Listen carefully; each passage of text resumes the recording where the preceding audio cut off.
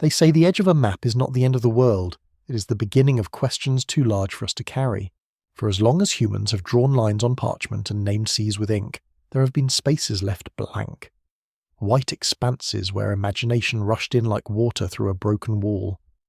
On those edges, cartographers scrawled words that still echo: terra incognita, unknown land. And in that absence, stories began to breathe. Picture a candlelit room centuries ago, the air thick with smoke and damp paper. A cartographer leans over a wooden desk, quill scratching, as he copies coastlines known from trade routes and sailors' logs. The Mediterranean curves like a familiar cradle. Africa drops away into a horn. Asia stretches eastward like a dragon uncoiling. But at the bottom of the page, nothing. A void waiting to be filled. The quill hesitates. Then, as if drawn by a whisper, the cartographer shades the blank with mountains that no eye has ever seen. He sketches grotesque beasts, serpents slithering across seas no ship has crossed. He writes of ice, endless and merciless. Not because he has proof, but because silence is unbearable. And so the myth of the southern world begins, born not from discovery, but from longing. Centuries later, sailors would return from southern voyages with eyes darkened by what they claimed to see.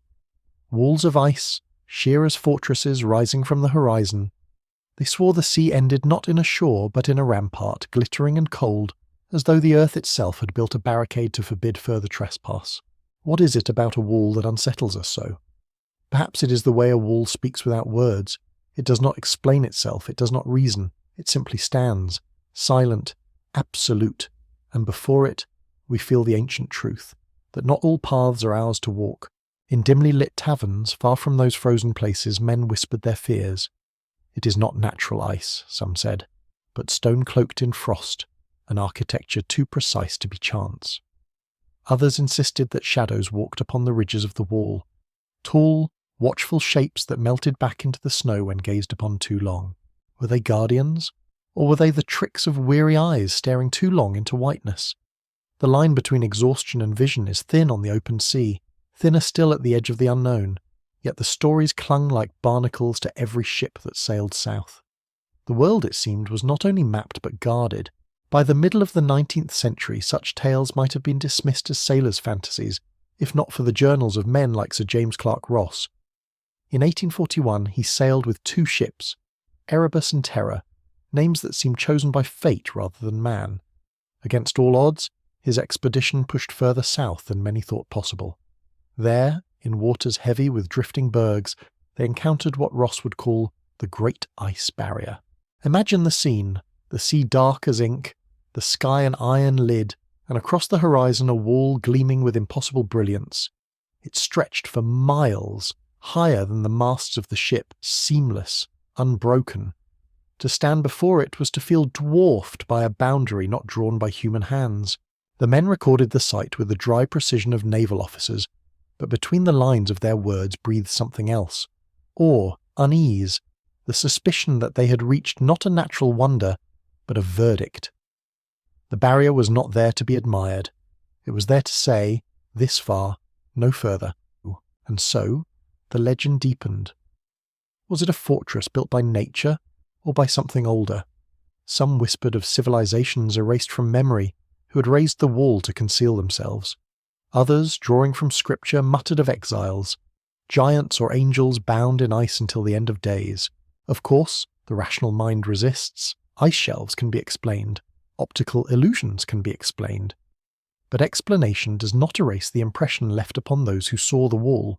They returned home not with answers, but with questions that gnawed in the dark. And questions, once born, rarely die. Tonight, as you close your eyes, imagine standing where those sailors once stood. The wind cuts like knives, snow biting at your face. Before you, a wall of glittering crystal rises out of the Black Sea, so vast you cannot see where it ends. Shadows seem to flicker upon its surface, but when you look directly there is only ice. Silence presses in, heavier than the storm, until you realize you are being watched, though by what you cannot tell. Perhaps it is nothing, perhaps it is everything. This is the threshold of the story, the edge of the map where knowledge falters and imagination waits. Behind the wall may be nothing more than cold rock and snow, or behind it may be something hidden, ancient and watchful. something that does not wish to be found. And here, in the hush between waves and wind, you understand what the cartographers of old felt when they shaded their maps with monsters and mystery. It is not fear of the unknown, but reverence for it. The knowledge that some doors do not open. Some silences are not meant to be broken. So let's begin with this wall, glittering, absolute and unanswered. A wall that is not merely ice, but intention. A wall that has kept its vigil for centuries. And beyond it, that is where our journey will drift slowly through history and myth, through rumour and speculation, into the endless white where guardians may still walk unseen. Long before the age of satellites, before roaring engines stitched the continents together with contrails, there was only ink, parchment and imagination. The world was smaller then, yet stranger, because what was not known had to be invented. On the edges of maps drawn in candlelit rooms, cartographers penned words that seemed both humble and ominous: terra incognita, unknown land, a phrase both admission and promise, confession and temptation. It told the viewer, here the known ends. Beyond this line, only God, or fate, or madness knows what waits. To understand the birth of Antarctica in the human mind, we must begin not with ice, but with ink. In the 15th and 16th centuries, mapmakers filled the voids at the bottom of the globe with fantastical images. In their drawings, dragons curled in seas no ship had crossed, monstrous fish devoured sailors, and mountains of ice rose like fortresses against the horizon. The land they imagined was not barren but abundant with terrors. It was not empty, it was full, but full of things that could not be proven. Why did they do this? Why fill the silence of the unknown with creatures of nightmare? Perhaps because the human mind cannot abide emptiness. A blank expanse is unbearable. It demands a story. And so the southern continent became a canvas for fear, hope, and warning. Some maps suggested that the Earth must be balanced, that if there were great continents in the north, then there must be lands equally vast in the south. Not because anyone had seen them, but because symmetry itself demanded it. Thus Terra Australis Incognita was imagined into being, a vast southern world hidden beneath clouds and mystery. Centuries of sailors set out in search of it. They dreamed of riches, of new trade routes, of glory carved into the annals of empire. Yet the further south they travelled, the less welcoming the seas became. Winds screamed like living things, storms rose without warning, and icebergs drifted like floating cathedrals, silent and merciless. Ships splintered, men vanished, and still the southern land refused to reveal itself. Those who returned told stories. Some spoke of endless fogs where the sun never rose, others of eerie silences, broken only by groaning ice that sounded like voices. There were tales of phantom lights dancing across the skies, what we now call auroras, interpreted as omens, warnings from gods, or fires of invisible cities. And there were whispers of walls of ice, white cliffs taller than ships, stretching like fortifications built at the edge of the world. To encounter such a wall was to feel judged, as though the earth itself had said, "This far, no further." Imagine sitting in a tavern in Lisbon or Amsterdam, the air heavy with salt and tobacco. A sailor, face scarred by frost, leans close to the candlelight. His voice drops low as he describes how his ship sailed south until the seas turned to grinding ice. He speaks of a horizon cut by a glimmering rampart, sheer and endless. He swears that in the pale light of dawn he saw something move upon it, something taller than any man, a silhouette blurred by snow but unmistakable in its posture. They were watching us, he insists, watching from the wall. The listeners shiver, though outside the night is warm. They know he is drunk, but his eyes burn with the kind of fear that cannot be invented. And so the rumour spreads. This was how the unknown grew teeth and eyes. This was how Antarctica was born in the human imagination, not as a blank wasteland, but as a land of presence, a land where someone, or something, already stood watch. Even the scholars of the time who dealt in logic and geometry could not resist the pull of mystery. They argued in learned Latin that the south must conceal a continent, and that continent must conceal secrets. Some believed it held vast riches, mountains of gold, rivers of silver, spices beyond counting.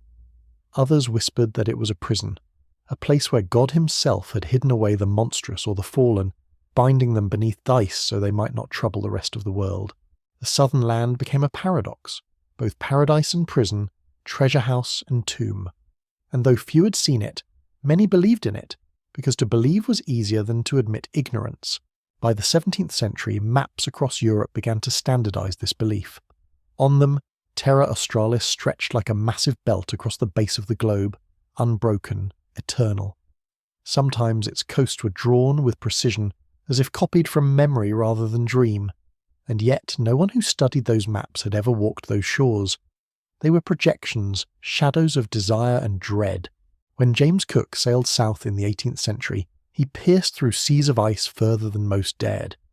Yet even he never set foot upon the continent itself. He circled, he observed, but the land remained elusive as if playing a game of hide and seek. Cook returned with charts of great accuracy, yet at their heart still lingered the emptiness, the uncharted centre where myth clung like frost. And in that emptiness stories continued to grow. There were whispers of ships swallowed by storms that seemed to form from nowhere, as though conjured by unseen hands. There were rumours of sailors who vanished, leaving only footprints that ended abruptly, as though their makers had been lifted into the air. There were tales of strange lights gliding across the horizon, silent, deliberate, too controlled to be natural. Each tale, unverified, found eager ears. For in a world increasingly mapped and measured, people longed for mysteries that could not be solved by sextant or compass. Antarctica, though unseen, became the final stage upon which human imagination could still dance freely. But what was most striking in all these whispers was the recurring theme of guardianship. The idea that the South was not simply empty, but forbidden. That boundaries were enforced not by chance, but by intention. That someone, or something, was already there, keeping vigil. Consider how myth works. In the Middle Ages, dragons were drawn on the edges of maps to signify danger, to say, "Here be monsters." Yet in truth, the dragons were not real. What was real was the warning, "Do not go further, you will not return." In the same way, the guardians of Antarctica may not have been seen clearly, may not have been touched or spoken to, yet their presence was felt in the very act of survival and failure. Ships turned back, expeditions failed, men perished, the South resisted. And so the myth of the guardians grew not from sight, but from resistance itself.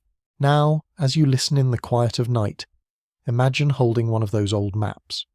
The parchment is yellowed, the ink faded, but across the bottom, vast and bold, stretches the shape of a continent that no one had yet proven. It is not labelled with cities or rivers, but with symbols, serpents, ice, shadows. It feels less like geography and more like a warning carved into paper. That was Antarctica before it was ever truly seen.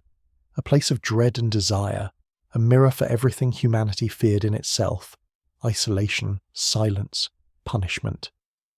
And a stage for everything it longed for. Discovery, treasure, revelation. In that double vision, the Guardians were born, not only as figures of myth, but as psychological truths. For when a man stands at the edge of a blank space, he does not merely see the unknown. He sees himself reflected back, his fears enlarged, his hopes magnified.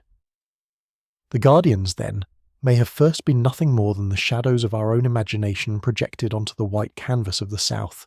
And yet shadows have power. They linger. They shape behaviour. They whisper long after the voice that first spoke them has gone silent. By the time the 19th century dawned, the age of exploration surged with new vigour. Steamships cut through waters faster than sail. Instruments measured with greater accuracy. Nations sent expeditions south not merely for myth, but for science, for proof, for control.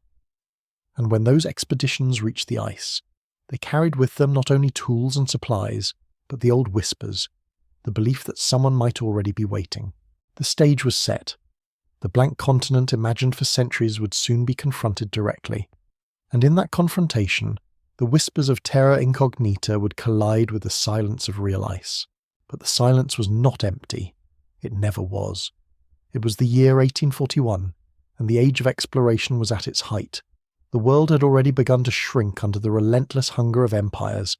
Railways stitched continents, steamships turned oceans into highways, and the last uncharted places on the globe seemed ready to yield their secrets. Yet in the south, the mystery held. Terra Australis, the great unknown land, still waited beneath its shroud of ice. Into that silence sailed Sir James Clark Ross. A man of discipline, duty and science, Ross had earned his reputation in the frozen north, navigating the cruel labyrinths of Arctic seas. But now his course pointed south, toward the final unmapped frontier. He commanded 2 ships whose names seemed to whisper an omen: Erebus and Terror. Their very timbers carried the weight of dread, as though fate had chosen them for a stage more mythic than geographic. The crews were seasoned men, hardened by storms and privation, yet even they carried unease. Stories had spread of ships swallowed whole by drifting mountains of ice, of storms that sprang up like living things, of walls that no man could cross. The sailors muttered these legends in the dark, their breath fogging in the cold, their eyes darting southward as if expecting the horizon itself to rise against them. As the ships pressed deeper into waters no European vessel had sailed, the air thickened with strangeness. The sea grew sluggish, clogged with fragments of drifting ice. Winds cut sharper, carrying a taste of iron. The sun itself seemed dimmer, its light stretched thin across the endless sky. For weeks they pressed onward, charting, recording, enduring, their journals filling with the steady rhythm of observation. And then one morning the sea itself seemed to halt. The horizon, which for months had been a line of water and sky, grew jagged, white, and unbroken. At first it was mistaken for a cloud bank, thick and gleaming in the distance. But as the ships drew nearer, the truth emerged. It was not cloud, not mist, but substance, solid, a wall of ice. Imagine the scene. You are standing on the deck of Erebus, the planks groaning beneath your boots. The cold gnaws through your coat as you squint into the glare of sunlight on water, and there, ahead of you, rises a fortress not built by human hands. The barrier looms higher than the tallest mast, its face smooth in some places, jagged in others, glittering like crystal caught in firelight. It stretches as far as the eye can see, east to west, an unbroken curtain of white. The waves crash against its base and fall back defeated, unable to breach the glacial wall. The men stare in silence. Even the most hardened sailor feels the prickling of awe. The suspicion that this is not merely geography but judgment. The journals would later call it the Great Ice Barrier, what we now know as the Ross Ice Shelf. But to those who stood before it, the name was not a scientific label. It was a verdict. Ross himself, measured and disciplined, wrote of the site with precision.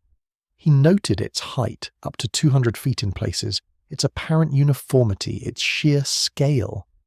Yet beneath his words lies something unspoken, a sense of unease, of being halted not by chance but by design.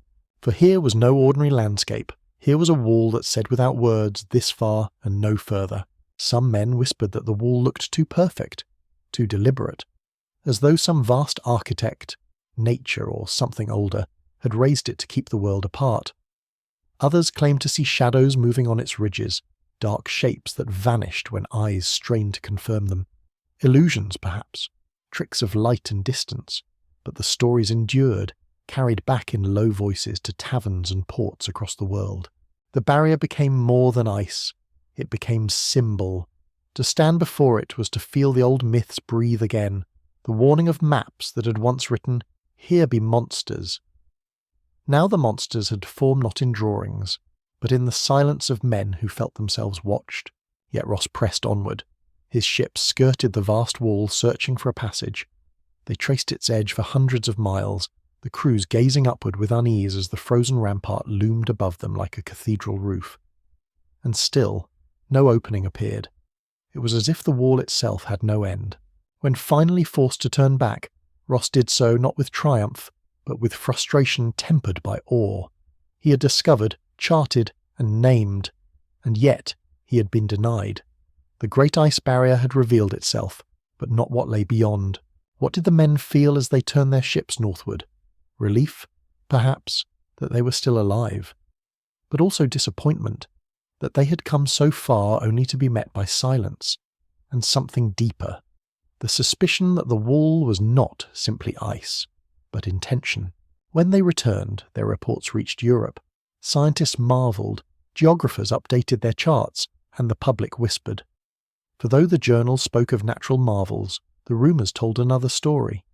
The sailors had not merely encountered ice. They had encountered a boundary, one guarded by forces unseen. It is tempting from the comfort of our modern knowledge to dismiss their unease. We tell ourselves that the Ross ice shelf is merely geology, an immense glacier flowing into the sea. But if you were there, standing on a fragile deck of wood, staring upward at cliffs of frozen white stretching into infinity, would you not also feel the weight of presence? The barrier was not just encountered, it was experienced, and the experience planted seeds of suspicion, of myth, of the idea that Antarctica was not merely a continent but a fortress, that its walls were not the accidents of nature but the deliberate edges of a secret the world was not meant to see. The decades that followed would bring more expeditions, more glimpses, more attempts to pry open the frozen curtain. Yet always, the sense remained. Antarctica was less discovered than defended, and so the whispers began to shift. If the barrier was a wall, then who or what stood behind it? Who built it? Who guarded it? Who watched from its shadowed ridges? Those questions did not vanish with time. They grew. For every expedition that returned with charts and samples, another room arose. Of shadows on the ice, of figures glimpsed in storm, of presences that repelled without striking, warned without words. The Great Ice Barrier, then, was not merely the edge of Ross's voyage. It was the beginning of the legend of the Guardians. Tonight, as you drift towards sleep, imagine standing at that threshold. The sea surges against the base of the wall, spray freezing as it falls. The air is sharp, each breath a knife. Above you, the barrier towers, gleaming with the light of a sun that feels weak and distant. Your heart quickens, because you know you're not merely looking at ice, you're looking at a boundary, a curtain drawn by hands you cannot see, and behind it, perhaps, eyes that watch. That was Ross's discovery. Not a continent, not a passage, but a feeling. The feeling that the world had reached its limit, and beyond that limit someone was already waiting. When Ross returned from his voyage, he carried journals, measurements, and maps. These were treasures for the men of science, who pored over every figure and line with fascination. But among the sailors, it was not the data that mattered. It was the silence in their captain's eyes, the way his voice trailed when describing the barrier, as though words had failed him at the edge of the world. For sailors, silence is louder than speech. It means something was seen or felt that could not be written in ink without sounding mad. And so, the gaps in Ross's reports became fertile ground for whispers. Whispers that spread like frost through taverns and trading ports, where men who had once faced the frozen wall found themselves drinking in the warmth of crowded rooms, struggling to describe what their eyes had glimpsed. It was in these dim corners, under low beams blackened with smoke, that the legend of guardianship truly began to grow. The Taverner's Chronicle. Imagine the scene. A port in London or Lisbon, the floor sticky with spilled ale, the air pungent with tar and tobacco. A sailor leans across the table, his voice dropping low so that only the circle around him can hear. His hands tremble as he describes that wall of ice, not as a mere cliff, but as something alive, something watching. The ice moved, he insists, though his companions laugh. Not the ice itself, but shadows on it, tall as masts standing upon the ridges. We thought them tricks of light, until they moved against the wind. Another interrupts. They were giants, I swear it. They vanished when we stared too long. Look away, and they were there again. The laughter fades. Allay grows bitter in the mouth. Because no matter how outrageous the tale, the look in a man's eyes reveals whether he lies. And these men are not liars. They are haunted.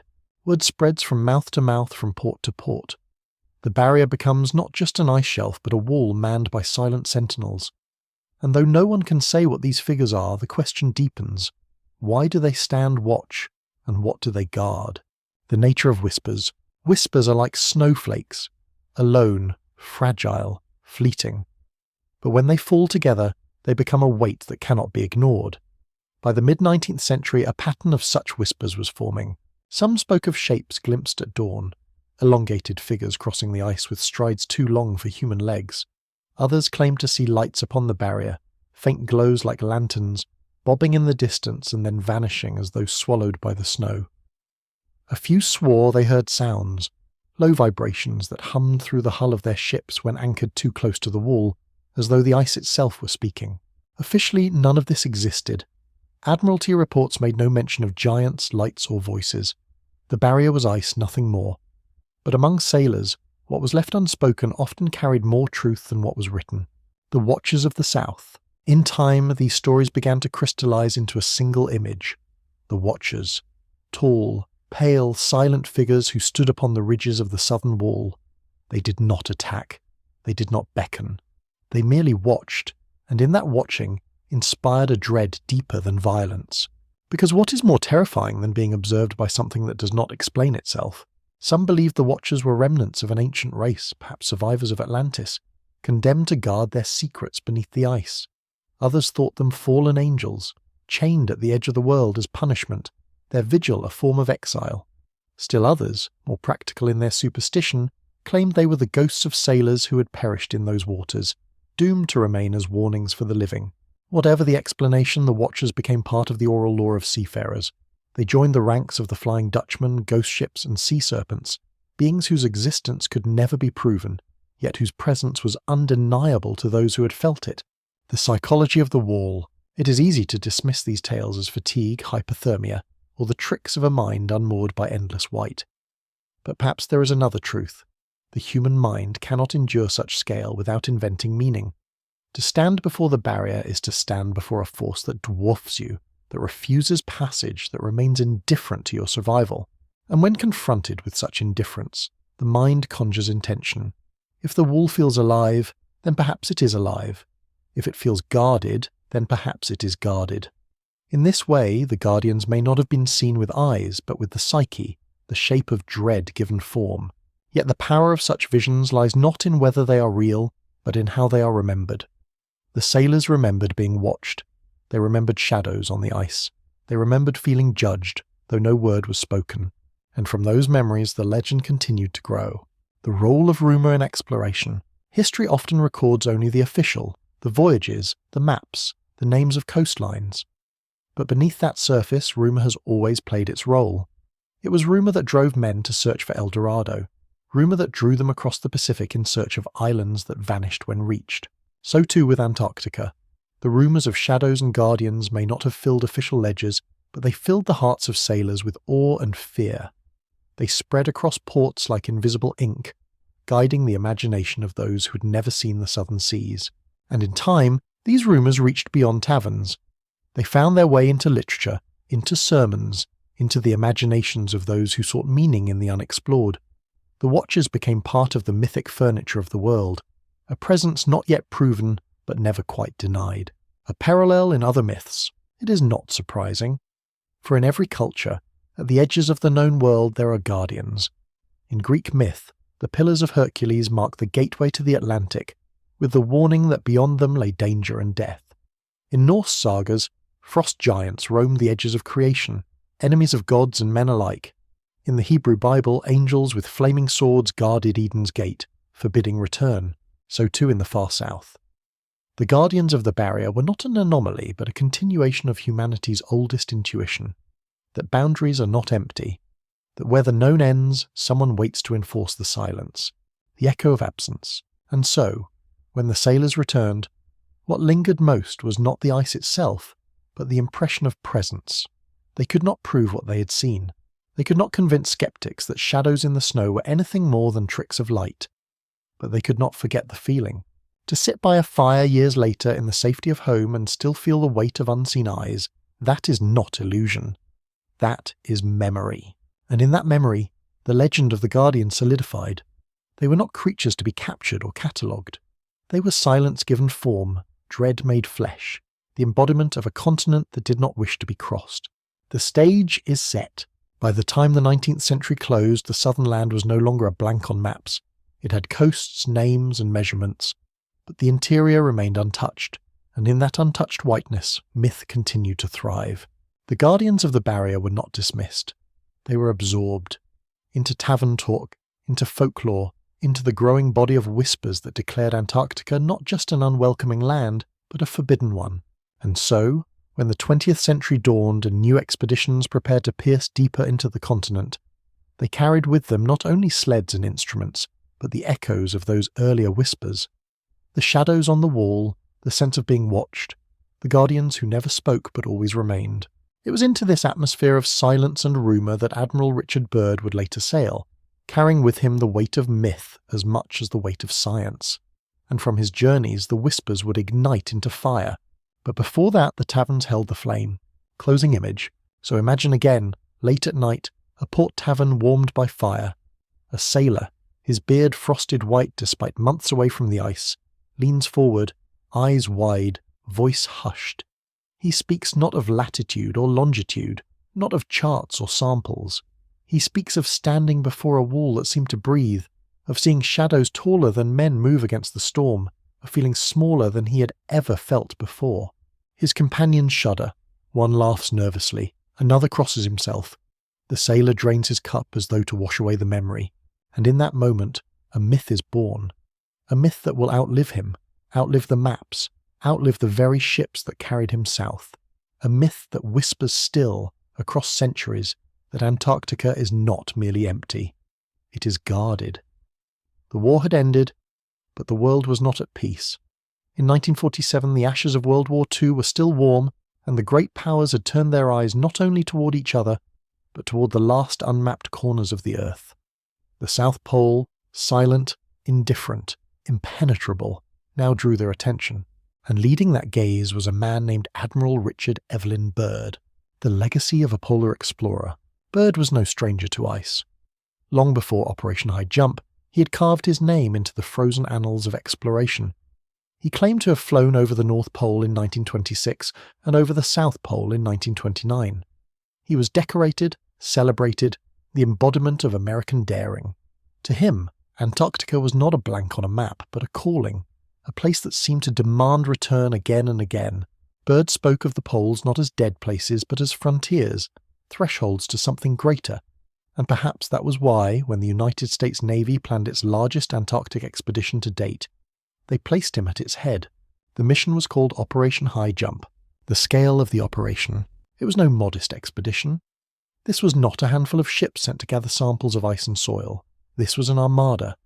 13 ships, 4,700 men, aircraft carriers, destroyers, submarines, and planes bristling with weapons. It was, in every sense, a military operation disguised as exploration. Officially, the mission's purpose was simple: to establish an American presence in Antarctica, to test equipment in extreme cold, and to map portions of the continent. But to those who watched the fleet depart in December 1946, questions arose. Why send so much firepower to a land of snow and silence? Who was the enemy they feared to meet at the bottom of the world? And so, even before the first ship reached the ice, rumours were born. The shadow of the Reich. Whispers clung to the operation like frost. There were stories that during the war the Nazis had established a secret base in Antarctica, Base 211, hidden beneath the ice of Queen Maud Land. Submarines had supposedly fled there in the final days of the Reich, carrying with them scientists, treasures, and technologies unknown. Some said they carried something darker, occult knowledge, the spoils of experiments meant to contact beings not of this Earth. If such a base existed, then Operation High Jump was not an expedition, it was an invasion. A strike meant to root out what remained of a defeated but not extinguished enemy. Official histories scoffed at such claims. But rumours rarely care for ridicule. They thrive in silence, and the ice gave them plenty of that. The arrival in the south. In the first months of 1947, Byrd's armada reached the frozen continent. The men trained, flew reconnaissance missions, established supply bases. The official record describes technical difficulties, accidents, the harshness of the climate. Planes crashed, equipment froze, men suffered frostbite. Yet beneath these mundane hardships, another story flickered. Some said aircraft encountered mysterious lights in the sky, moving faster than any known plane. Others claimed that ships were shadowed by objects gliding beneath the water, as though something unseen escorted them. A few whispered of skirmishes, that some of the losses were not accidents at all, but battles against an enemy no one dared name. Byrd himself, when he returned, spoke carefully, yet his words were unsettling. In a press interview with a Chilean newspaper, he warned that America must prepare against the possibility of hostile planes that can fly from pole to pole at incredible speeds. What had he seen? What had he meant? The abrupt end. For though the mission had been planned to last 6 months, it ended after barely 2. By February 1947 the fleet was recalled. Thousands of men, millions of dollars in resources, a mission of unprecedented scale, and suddenly, silence. The official explanation was weather, accidents, and logistical strain, but many found the excuse thin. This was the US Navy at the height of its power, an empire of steel that had crushed Japan across the Pacific. Could mere snow and wind have sent it home so soon? The whispers offered other explanations, that the fleet had been confronted, that an unseen power had made its presence known, that guardians, whether human, alien, or something older, had warned them away. Byrd's secret journal. Years later, a document began to circulate, the so-called secret diary of Admiral Byrd. Historians argue it is a forgery, a fabrication of conspiracy. Yet for those who read it in the glow of late-night lamps, it remains a haunting text. In it, Byrd describes flying over Antarctica and discovering lush lands beyond the ice, valleys filled with vegetation, rivers unfrozen, animals that should not exist. He writes of being intercepted by flying machines, brought to an underground city of radiant beings who warned him of humanity's violence, of the danger of nuclear war. They told him that mankind must change its path, or face destruction. Whether true or false, the diary fit perfectly into the myth already forming.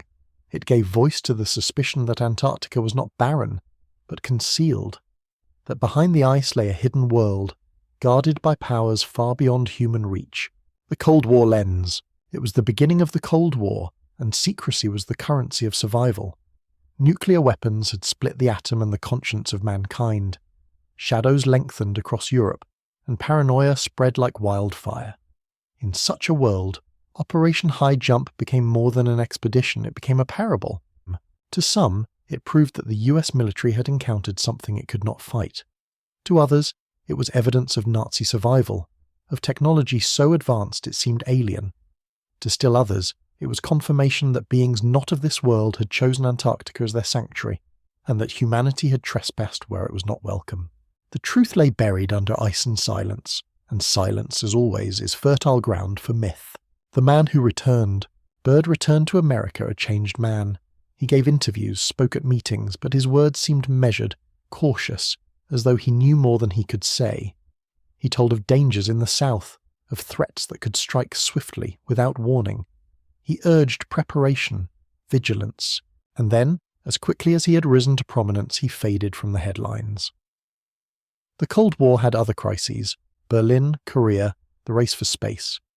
Antarctica slipped back into the white silence from which it had emerged, but for those who listened, the echoes of Byrd's warnings lingered. What had forced an entire fleet to retreat? What had haunted a man who had braved both poles? The answers were not written in official reports. They were whispered in bars, in bunkers, in late-night conversations between men who had seen too much and spoken too little. The aftermath Treaty of Silence. A little more than a decade later, in 1959, the Antarctic Treaty was signed, declaring the continent a demilitarized zone, preserved for peace and science. To some, it was a triumph of international cooperation, but to others, it was the sealing of a pact of silence. Why, they asked, would rival nations, locked in a global struggle, suddenly agree to leave an entire continent untouched? What compelled them to sheath their weapons, to forbid ownership, to treat Antarctica as sacred ground? The whispers answered because they had been warned. The curtain falls. Operation High Jump remains one of history's strangest expeditions. Too large to ignore, too brief to explain, too burdened with rumour to rest quietly. Officially, it was a scientific mission cut short by weather. Unofficially, it was a confrontation at the edge of the world, a warning that even the mightiest fleet cannot cross certain boundaries, and in that uncertainty the myth of the Guardians grew teeth. No longer were they shadows glimpsed by sailors. Now they were forces powerful enough to repel nations, to silence admirals, to shape treaties that endure to this day. The wall of ice had spoken again, not with words but with resistance, and those who listened heard the same message as Ross's men a century earlier: this far and no further. Closing image. Picture the fleet withdrawing, steel hulls carving paths back through the ice. Men stand on deck, gazing southward, knowing they will never see that horizon again. Above the barrier, storm clouds churn like smoke. Somewhere, perhaps, a shadow lingers, tall and still, watching the intruders leave. The sea closes behind them, erasing their passage. The silence returns. The guardians remain, and the questions, always the questions, are carried home like ghosts, whispering through the corridors of power, across the headlines of newspapers, and into the restless dreams of all who dare to wonder what lies beyond the wall of ice. When the last ships of Operation High Jump returned north, they carried not only men and machinery but also silence. It was the kind of silence that does not comfort but unsettles, the silence of questions unanswered. Why had the fleet withdrawn so quickly? Why did Admiral Byrd's warning sound more like riddles than reports? And why, in the years that followed, did governments across the world suddenly treat Antarctica not as wilderness to be claimed, but as something untouchable, beyond possession? Into that silence flowed imagination, and from imagination theories bloomed like frost flowers across glass, delicate yet sharp, each one reflecting a deeper need to explain what could not be explained. The flat earth and the encircling wall. The oldest and most persistent of these theories began not with Byrd, but with the shape of the barrier itself. For those who doubted the globe, Antarctica became not a continent, but a circumference. The Earth, they argued, was not a sphere spinning through space, but a flat expanse. The oceans were not contained by gravity, but by walls, the vast walls of ice that explorers like Ross and Byrd had glimpsed. These walls, stretching endlessly, were said to be the edges of the world, the white ramparts holding the seas in place. It was a theory born not of science, but of symbolism. The image of a wall spoke to something primal in the human soul, the forbidden threshold. And when Ross described the barrier as an unbroken fortress of ice, those words became fuel. Byrd's warning about hostile aircraft capable of flying pole to pole was reinterpreted through this lens.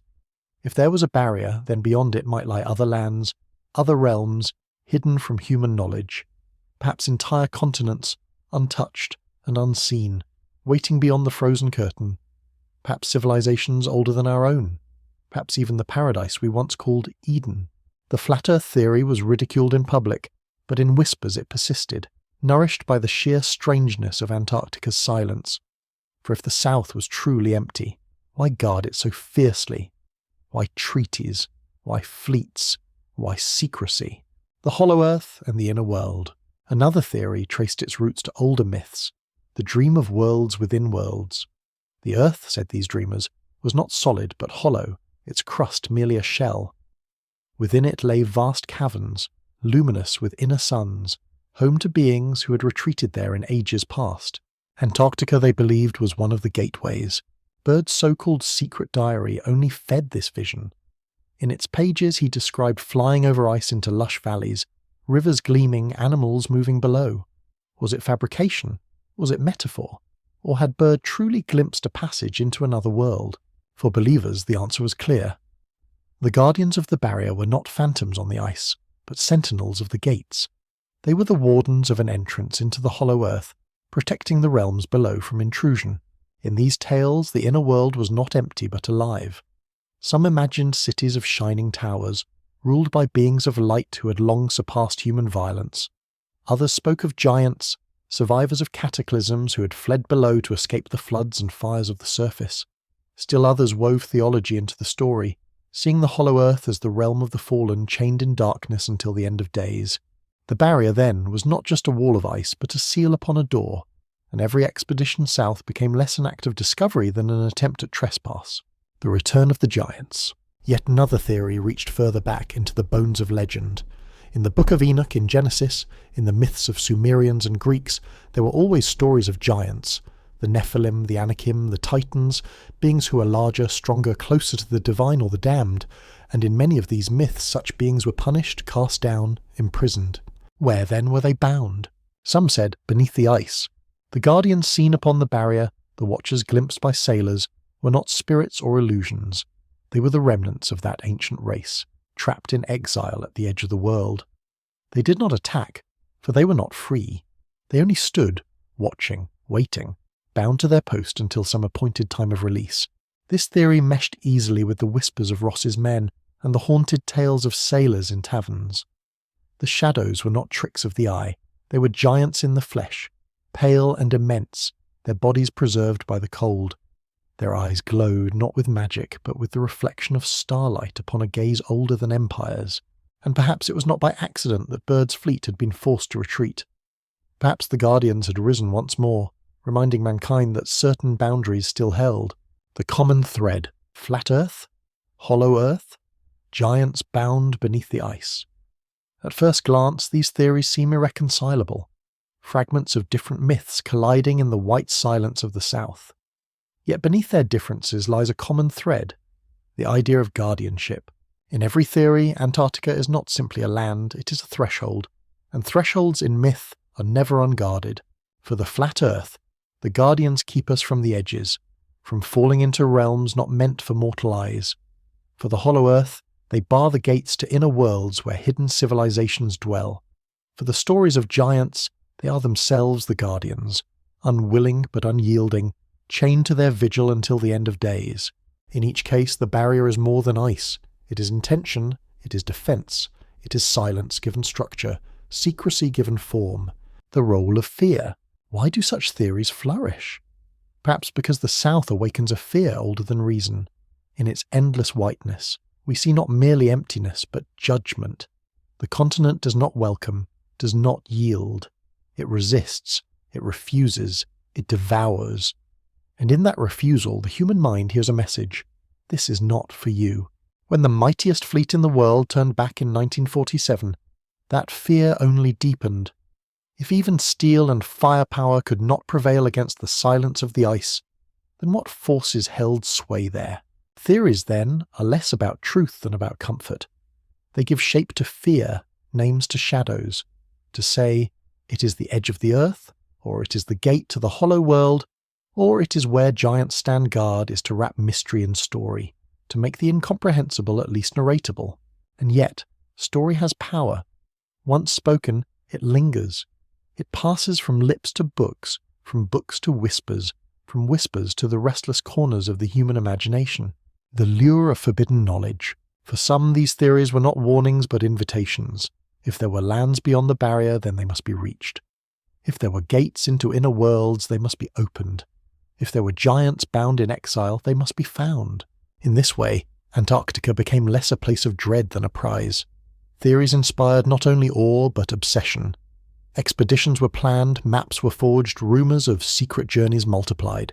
And in the decades that followed, figures of influence, politicians, priests, even astronauts, would make quiet, curious pilgrimages to the frozen South. Each visit fueled the suspicion that something lay there worth guarding, worth silencing, worth treaties and secrecy. A threshold eternal. Tonight, as you let your thoughts drift, imagine the barrier again.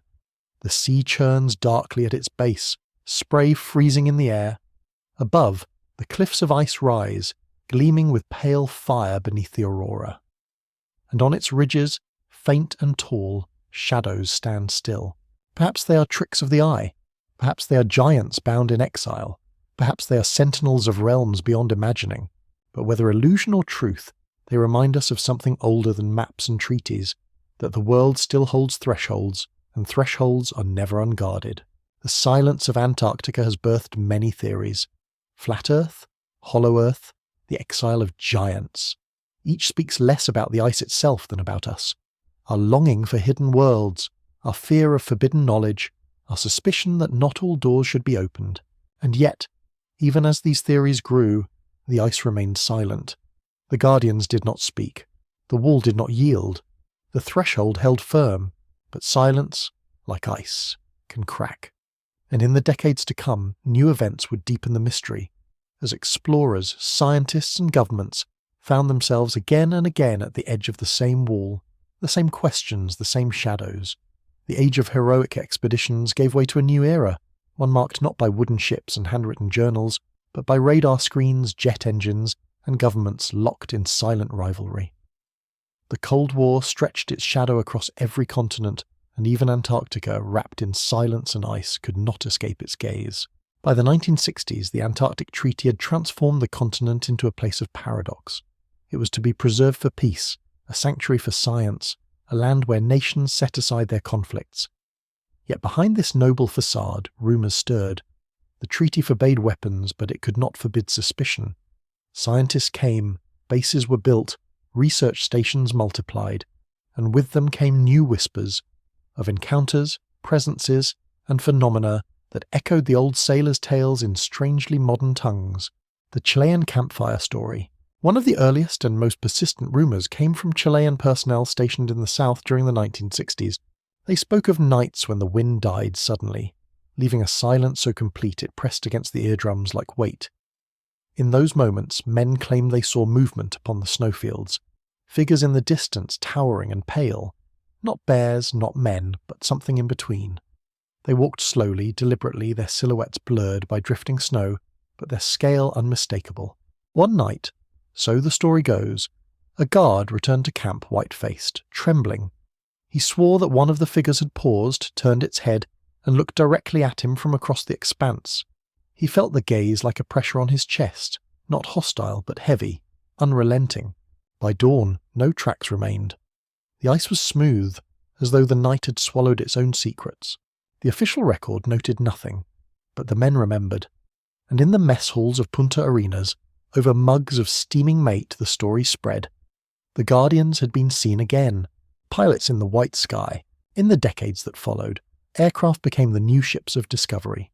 Planes flew supply routes between bases, reconnaissance missions over glaciers, surveys of hidden valleys.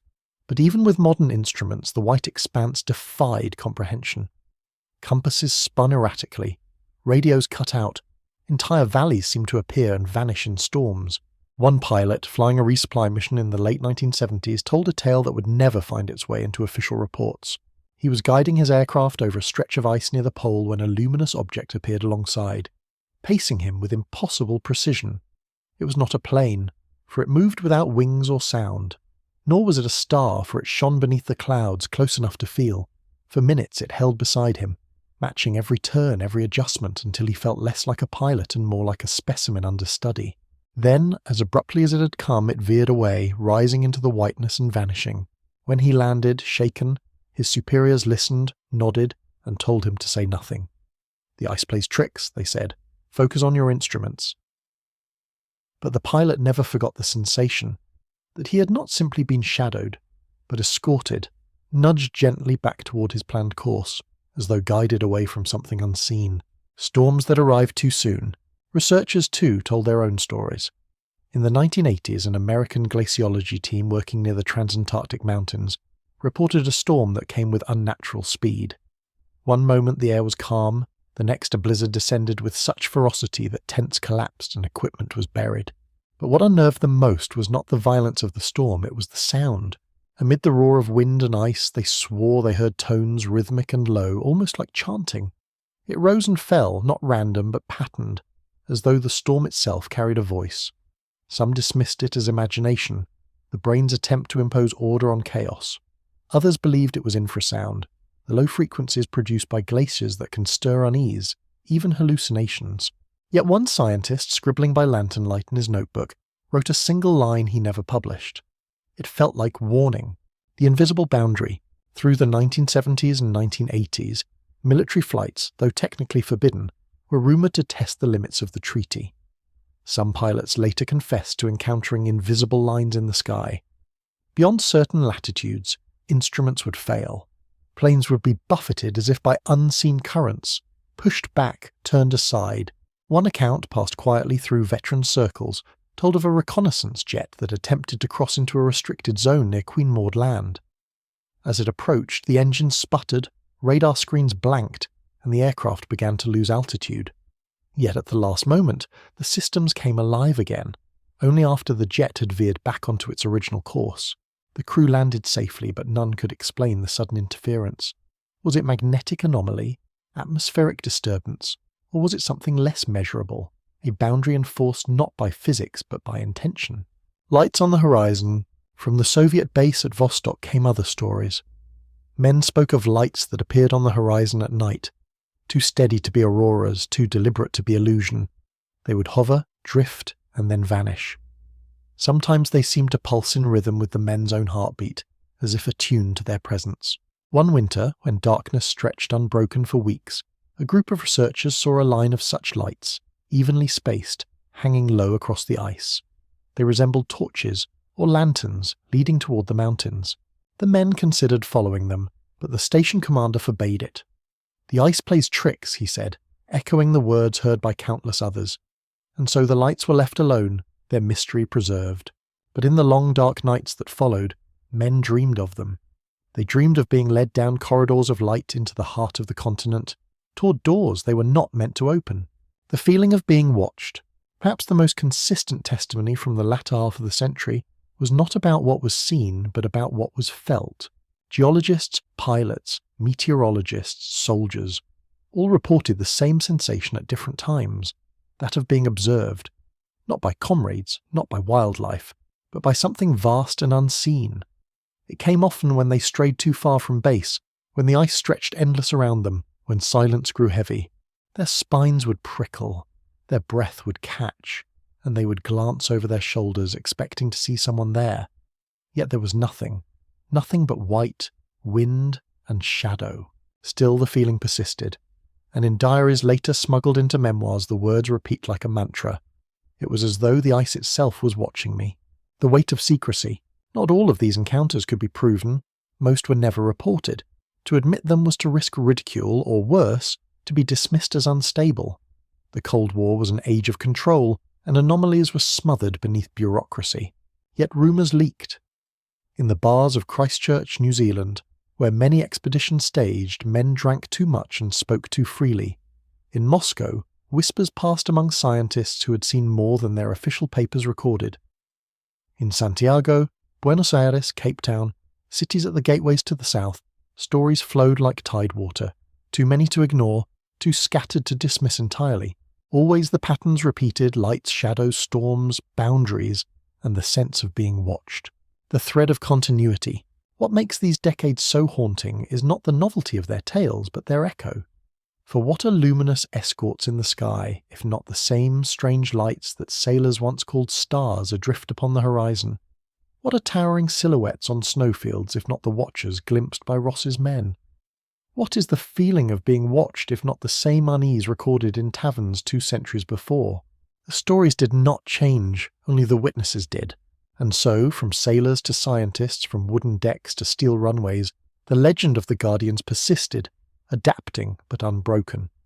Always silent, always absent, yet always present in the minds of those who dared to linger at the edge of the barrier. Closing image. Imagine now you are one of them, alone on the ice in the late 1980s. The wind has died, the horizon stretches blank. Your radio hisses static, your compass quivers uselessly.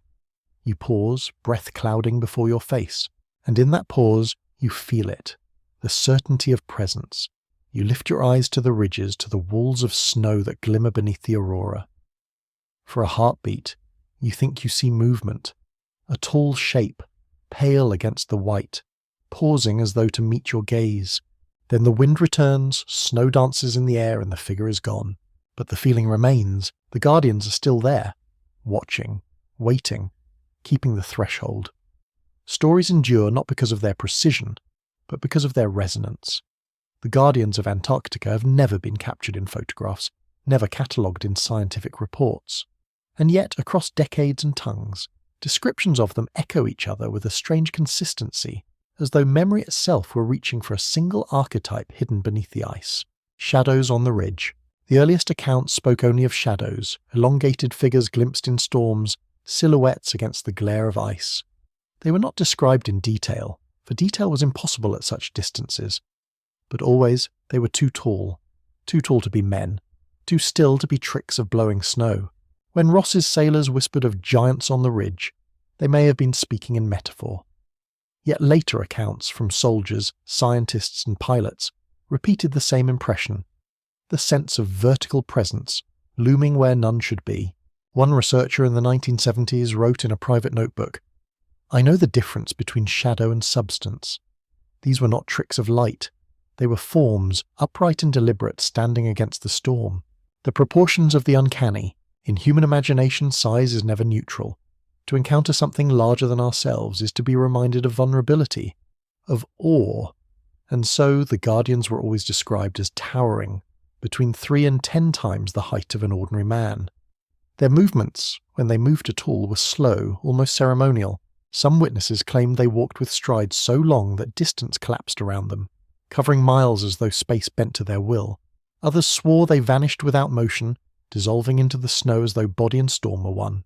Their proportions varied with each account, yet common threads persisted. Long limbs, narrow torsos, faces indistinct or veiled in light. A few described eyes that glowed faintly, silver or pale blue, shining even in darkness. Others said their hair, if hair it was, streamed like white banners in the wind, but most agreed on one detail. Their skin, or what showed of it, was pale as ice, not the colour of blood and warmth, but of stone and frost, Nordic echoes. These descriptions carry an uncanny resemblance to another mythology, the so-called Nordic beings of UFO lore. Tall, pale, often with shining eyes and flowing hair, these figures were said to appear to witnesses in Europe and America in the mid-20th century. They spoke of peace, of warnings against nuclear fire, of stewardship over Earth. Was it coincidence that Antarctica's guardians bore the same traits? Or was it continuity, the same archetype appearing in different guises across time? Some suggested that the guardians were not confined to Antarctica at all, that they were the same luminous beings seen in contact stories worldwide, only more deeply rooted at the pole. The comparison is haunting. For both in the snow of Antarctica and in the deserts of New Mexico, the image is the same: tall watchers, pale and silent, bearing eyes that do not merely look but weigh, the giants of old. Others drew parallels not to UFOs but to ancient scripture. The Book of Enoch tells of the Watchers, angels who descended to earth and transgressed against divine law. They were punished, bound in darkness until judgment. Could Antarctica be their prison? Could the Guardians be these same fallen beings, glimpsed through the veil of ice? In Sumerian myth, too, there were the Anunnaki, beings of immense stature who shaped humanity before retreating. In Norse sagas, frost giants roamed the edges of creation. In Greek tales, the Titans were cast down and chained beneath the world. Across cultures, the archetype repeats: immense, pale, bound to the margins of the earth, never gone, never forgotten. Antarctica's guardians seem to step into this lineage, the latest mask worn by an ancient idea, that the edges of the world are patrolled by exiles too vast to dwell among us, silent presence. What strikes most in the testimonies is not aggression but silence. The guardians did not attack. They did not speak. They stood. They watched. They vanished. This silence was itself more terrifying than violence, for to be attacked is to be acknowledged, to be engaged in the brutal equality of conflict. To be watched, however, is to be judged without recourse. It is to feel weighed, measured, and dismissed. Again and again, witnesses describe the same sensation: pressure, heaviness, the feeling that their thoughts themselves were exposed. One Soviet scientist in the 1980s confessed to a colleague, "I felt as if my heart was an open book. They did not move, but I knew they could see everything. Such silence is not absence, it is presence magnified. It is the presence of the sentinel, the guardian whose very stillness declares authority." The problem of footprints. Occasionally stories included something more tangible: large indentations in the snow, elongated prints too wide and too deep to match human boots. They appeared at the edges of camps, then vanished into the white without a trail. Skeptics explained them as the collapse of snowdrifts, the odd geometry of ice under pressure, but those who saw them disagreed. "They were steps," insisted one Chilean officer, "and they were watching us. No photographs survive. Perhaps none were taken." For in the moment of discovery, the men felt less like explorers and more like intruders. To capture the prints might have been to break a taboo, to cross a line that intuition told them not to cross. Eyes in the Storm, the most unsettling accounts focused on the eyes. Not physical detail, iris, pupil, lash, but the impression of being seen by something luminous. Several witnesses described lights in the storm, twin points that hovered and then vanished. One pilot spoke of seeing a face of light suspended before his aircraft, no features but brilliance where eyes should be. Such reports blur the boundary between psychology and reality. Were they hallucinations induced by exhaustion, hypoxia, or the disorienting effects of whiteout conditions? Or were they the true signatures of a presence that could not be recorded in flesh, only in light? Whatever their nature, the eyes left the deepest impression. Men returned from the ice speaking not of shapes or sizes, but of gazes that reached inside them, weighing, warning, withholding, the archetype of the sentinel. What emerges from all these accounts is less a description than an archetype, the sentinel. Tall, pale, silent, unwavering. A being who does not move unless it must, who does not attack but does not yield. A watcher at the threshold, embodying the very concept of limit. Whether alien, divine, or illusion, the Guardians of Antarctica fit seamlessly into humanity's oldest memory of boundaries. Every culture has them: angels at Eden's gate, dragons coiled at the edge of maps, giants pacing the frozen margins of myth. The Guardians are that archetype given new life, sculpted in ice and storm, and perhaps that is why the stories endure. Because we do not see them only with eyes. We see them with the deep mind, with the part of us that recognizes thresholds and trembles before them. The persistence of image. Even today, when satellites map the continent in exquisite detail, when science drills cores of ancient ice, the Guardians linger. They appear in dreams, in whispered stories, in the imagination of those who stand too long beneath the aurora. Their image is not diminished by knowledge. If anything, knowledge sharpens it. For the more we learn of Antarctica, the mountains hidden beneath the ice, the lake sealed for millions of years, the anomalies of magnetism, the more we sense that its secrets are not merely geological. They are mythological, psychological, perhaps even spiritual. And at the centre of those secrets stand the Guardians, faceless yet unmistakable, silent yet deafening. Closing image. Picture them now, a ridge of ice, pale beneath the ghostly green of the southern lights. Upon it a figure stands, taller than the tallest mast, still as stone. Its hair streams like banners in the wind, its eyes gleam with cold silver light. It does not move, it does not speak. But you know in the marrow of your bones that it sees you, that it weighs you, that it knows you are not meant to pass. And then, in the next blink it is gone. The ridge is empty, the storm resumes. Only your racing heart remains and the silence that is never truly silent. The Guardians are not proof. They are presence. Not fact, but truth. And in their shape, humanity recognizes once more the eternal law of thresholds. Where there is a door, there will always be one who guards it. The Guardians of Antarctica stand silent in the snow, their shapes half seen through storms, their presence felt more than proven. Yet silence invites speculation. If they are not men, nor mere illusions, then what are they? One of the most persistent answers rises from the skies. They are not of this earth. The Age of Lights. The mid-20th century was a time when lights began to appear not only in Antarctica, but across the world. Roswell, Kenneth Arnold's Flying Saucers, the mysterious Foo Fighters, reported by pilots in the Second World War, all these shaped a new vocabulary of wonder and fear. Humanity looked upward and saw motion, intelligence, patterns in the sky. Against this backdrop, Admiral Byrd's warnings after Operation High Jump took on new weight. He spoke of planes that could fly from pole to pole at incredible speeds. The official record tried to fold his words back into the mundane, but the imagination of the public seized on them. Was he describing aircraft of another nation, or something not human at all? The Nordic visitors. Among the tapestry of UFO lore, a particular image began to crystallize in the 1950s and 1960s. The Nordic visitors.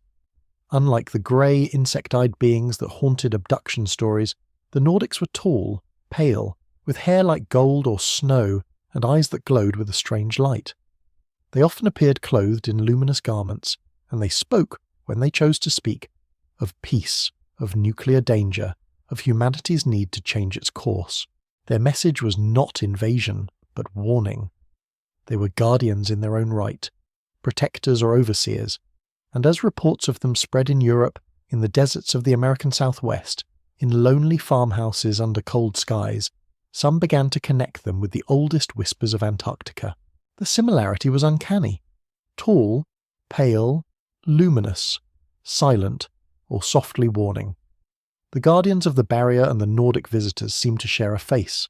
Byrd's secret encounter. The alleged secret diary of Admiral Byrd describes more than lush lands beneath the ice. It speaks of an encounter, machines that hummed with light, beings who guided his aircraft to a hidden city, who addressed him with dignity and concern. They told him that humanity's violence had gone too far, that nuclear weapons threatened not only us but the balance of the world. Byrd, so the diary claims, was sent back with a message. Warn your people, change your path. Historians dismiss the diary as apocryphal, a forgery written decades later. Yet its words mirror the language of contactees worldwide. "We are concerned with your use of atomic energy," the beings allegedly told him. "Our world cannot accept it. You must learn to live in peace." If the diary is false, then its author was strangely attuned to the chorus of UFO contact stories that would flood the decades after Bird's flight. If it is true, then Antarctica was not merely an expedition. It was a meeting ground between worlds, cities beneath the ice. Some theories go further. They claim that the Guardians do not simply visit Antarctica, they live there. Hidden beneath the miles of ice are cities of radiant architecture, powered by technologies that manipulate energy, gravity, even time. The ice, in this vision, is not barrier but camouflage. It hides what must not be seen until the world is ready. The Guardians are not wanderers on the ridges, but citizens of vast subterranean realms, venturing briefly into the storms above. Legends of Shambhala and Agartha, mythic inner kingdoms of wisdom, are often woven into these theories. The Guardians, some say, are the emissaries of these hidden civilizations, appearing as warnings when humanity's trespass grows too bold. The star memory and myth. Skeptics argue that the resemblance between Nordic aliens and Antarctica's Guardians is coincidence, a recycling of familiar archetypes. Yet myth has long carried the memory of pale starborn beings. In Sumer, the Anunnaki descended from the heavens, tall and radiant. In Norse sagas, the Aesir and the Vanir dwelled in luminous halls above, their forms tall and golden. In the Andes, Viracocha, a bearded god of light, came from across the sea to instruct mankind before vanishing again into the horizon. The Guardians fit seamlessly into this ancient gallery. They are not strangers but archetypes, recurring masks of an eternal figure, the Watcher from the stars who appears at thresholds bearing judgment or warning. Warnings against fire. Why warnings? Why always the concern with war, with destruction, with nuclear fire? Perhaps because guardianship implies protection, not of humanity, but of balance. If the Guardians are starborn, their task may not be to save us, but to prevent us from endangering others. Nuclear fire, after all, does not stop at borders. Radiation travels the winds. Magnetic disturbances ripple through space. A species that plays carelessly with such forces might threaten more than its own survival. In this light, Bird's supposed message gains clarity. The Guardians are not benevolent saviors but cautious wardens. They guard the gate not to keep us out, but to keep us contained until we learn restraint. The Cold War veil. It is telling that so many of these stories surfaced in the mid-20th century, when nuclear war hovered daily on the horizon. The Guardians of Antarctica became part of a larger chorus of warning voices, myth, dream, and rumour combining to whisper that humanity was not alone and not unobserved. Yet governments buried these whispers under secrecy. Files were classified, sightings denied, testimony ridiculed. The Guardians were not denied, but they were silenced. And silence, as always, only deepens the mystery. Symbol and archetype.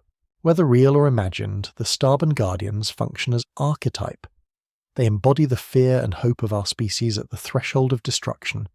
Pale and tall, luminous and silent, they are the conscience of humanity projected into the ice.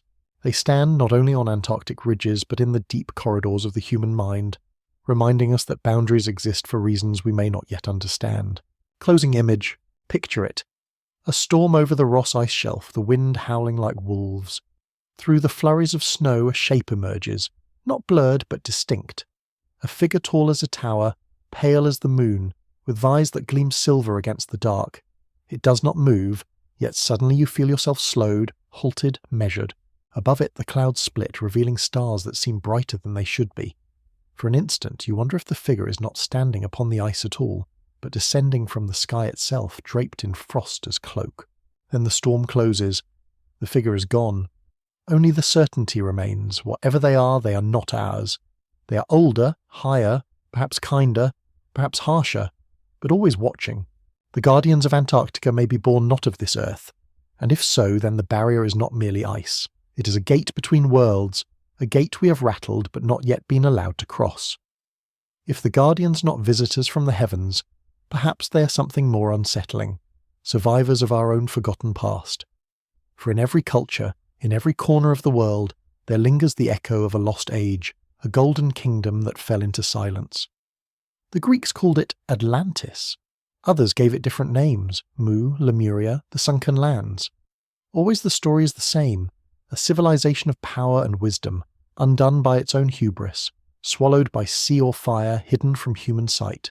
And where better could such a kingdom lie concealed than beneath the eternal shroud of Antarctica, the ancient warmth? To imagine this possibility, one must first unshackle Antarctica from its modern identity as frozen desert. For the ice, though ancient, is not eternal. Geological records reveal that millions of years ago the southern continent was warm, lush, and green. Fossilized leaves lie beneath the glaciers, petrified forests rest entombed in ice. Even dinosaur bones have been unearthed, hinting at a world unimaginably different from the wasteland we see today. And yet, even in more recent memory, whispers persist of climates out of place. In the 1950s, a group of scientists drilling cores claimed to find pollen, suggesting that, not long ago, geologically speaking, the continent may have been temperate. Such findings, though explained as anomalies, fueled the belief that Antarctica's ice is not merely a feature of nature, but a cloak laid down in catastrophe. If Atlantis once thrived, if a great civilization existed in the deep past, might Antarctica have been its home before the sudden freeze? The Piri-Reis puzzle. In 1513, the Ottoman admiral Piri-Reis compiled a map from fragments of older charts. Among its coastlines is a curious feature, the outline of a southern continent, drawn centuries before Europeans had officially set eyes upon Antarctica. Even more curious, the coastline appears free of ice, showing rivers and mountains where today there are only frozen shelves. Scholars debate the accuracy of the map. Some dismiss it as coincidence or error. Others claim it proves that ancient mariners once charted Antarctica when it was still warm, knowledge later preserved and copied. To believers in Atlantis, the Piri-Reis map is not anomaly but artifact. It is a whisper from a forgotten age, a glimpse of a time when the South was inhabited, cultivated, alive. The Guardians are survivors. If so, who then are the Guardians? Not aliens, not angels, but descendants. Survivors of a civilization that vanished beneath the ice yet found ways to endure. Perhaps they are few, preserved by technologies we cannot imagine. Perhaps they dwell in caverns warmed by geothermal heat, their cities lit by forces long lost to us. Perhaps their mastery of science allowed them to engineer their own preservation, transforming their bodies into forms adapted to endless cold. Pale, tall, luminous. Seen through this lens, the Guardians are not jailers but heirs, standing sentinel over what remains of their inheritance. They watch not because they are commanded, but because they must. For if the world above discovered what lay beneath, their sanctuary would be destroyed, their memory erased a second time. Echoes in myth. Plato described Atlantis as an island larger than Libya and Asia Minor combined. Lying beyond the Pillars of Hercules, it was a land of great power, eventually destroyed in a single day and night of fire and flood. Other myths tell of lands swallowed by waves, of gods or giants fleeing to hidden realms. Polynesian legends speak of islands that sank beneath the sea. Hindu texts recall great wars fought with flying machines, after which cities fell and were forgotten. What if these are not separate myths but fragments of the same memory? A memory of a time when continents shifted, climates turned, seas rose, and civilizations perished. Antarctica, buried under its eternal ice, may be the grave or the refuge of that lost age. The architecture beneath. Satellite imagery has at times revealed shapes beneath the ice, patterns too geometric to be easily dismissed. Rectangular formations, domes, and linear ridges. Most are explained as natural rock formations distorted by ice flow. But to those who believe, they are the roofs of buried halls, the skeletons of lost temples, the ruins of Atlantis itself. Whispers tell of expeditions that drilled too deep, only to halt abruptly when instruments recorded impossible anomalies. A team near Lake Vostok, it is said, ceased operations without explanation, after their sensors detected vast voids beneath the ice. Were these caverns natural, or were they chambers, built and sealed by forgotten hands? The Watchers in exile. If the Guardians are the descendants of Atlantis, then their watchfulness takes on new poignancy. They are not jailers but witnesses, the last remnants of a vanished empire condemned to guard their secrets against a world not yet ready to understand. Perhaps they watch us with sorrow, seeing in our wars and weapons the same hubris that destroyed their world. Perhaps their silence is not contempt, but grief. Perhaps they stand on the ridges not to repel us, but to remember, their vigil a form of mourning for all that was lost when the ice descended. And yet their presence is warning too. for if their civilization fell once, so might ours. If the ice entombed their greatness, it may one day entomb our own. The paradox of survival. Skeptics scoff. How could a civilization survive under ice for millennia? How could they endure unseen, untouched, in a land where even modern technology struggles to persist? But survival is not always physical.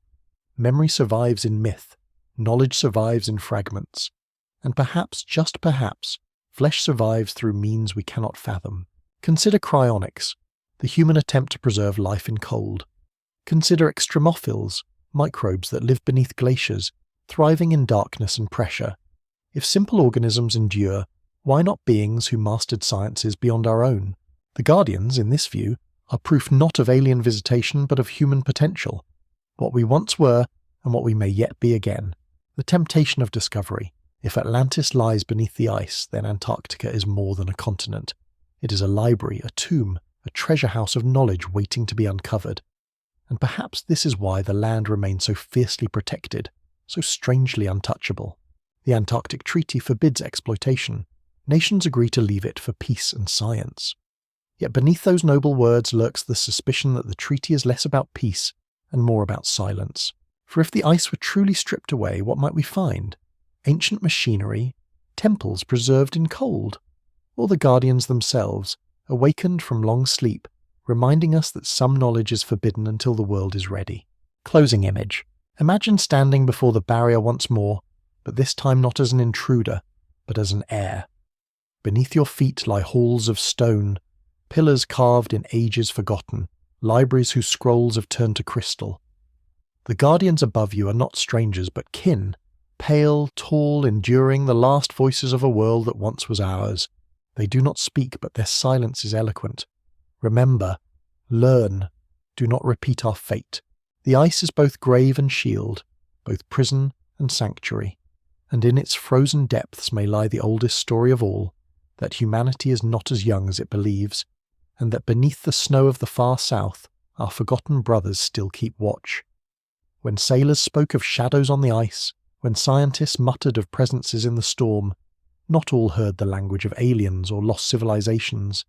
Some heard older echoes, far older, echoes from scripture, from myth, from the half-forgotten songs of prophets and poets. For in the traditions of many peoples there are stories of beings too great for the world of men. Beings who crossed forbidden lines, who defied the heavens, who are punished not with death, but with exile. And exile in myth is always to the margins of the earth, to deserts, to mountains, to the endless sea, or perhaps to the bottom of the world, where ice itself is a prison. The Watchers of Enoch. In the apocryphal Book of Enoch, the tale is told of angels who descended from the heavens, drawn by the daughters of men. They were called the Watchers. They took wives, begot children, and taught forbidden arts, warfare, sorcery, the crafting of weapons. Their offspring were giants, vast and violent, called the Nephilim. These beings devoured the fruits of the earth and turned against mankind. For this transgression, God decreed judgment. The Nephilim were destroyed in the flood, while the Watchers themselves were bound, chained in darkness until the day of judgment. Where were they bound? The text says, to the valleys of the earth beneath the hills in desolate places until the end of time. For some, Antarctica fits this description perfectly. A desolate place, far from human eyes, sealed in ice, eternal in its silence. Could the Guardians be those very Watchers, imprisoned yet visible, standing at the edges of the world not by choice but by curse? Chains of frost. The myth resonates when one recalls the testimonies of presence in Antarctica.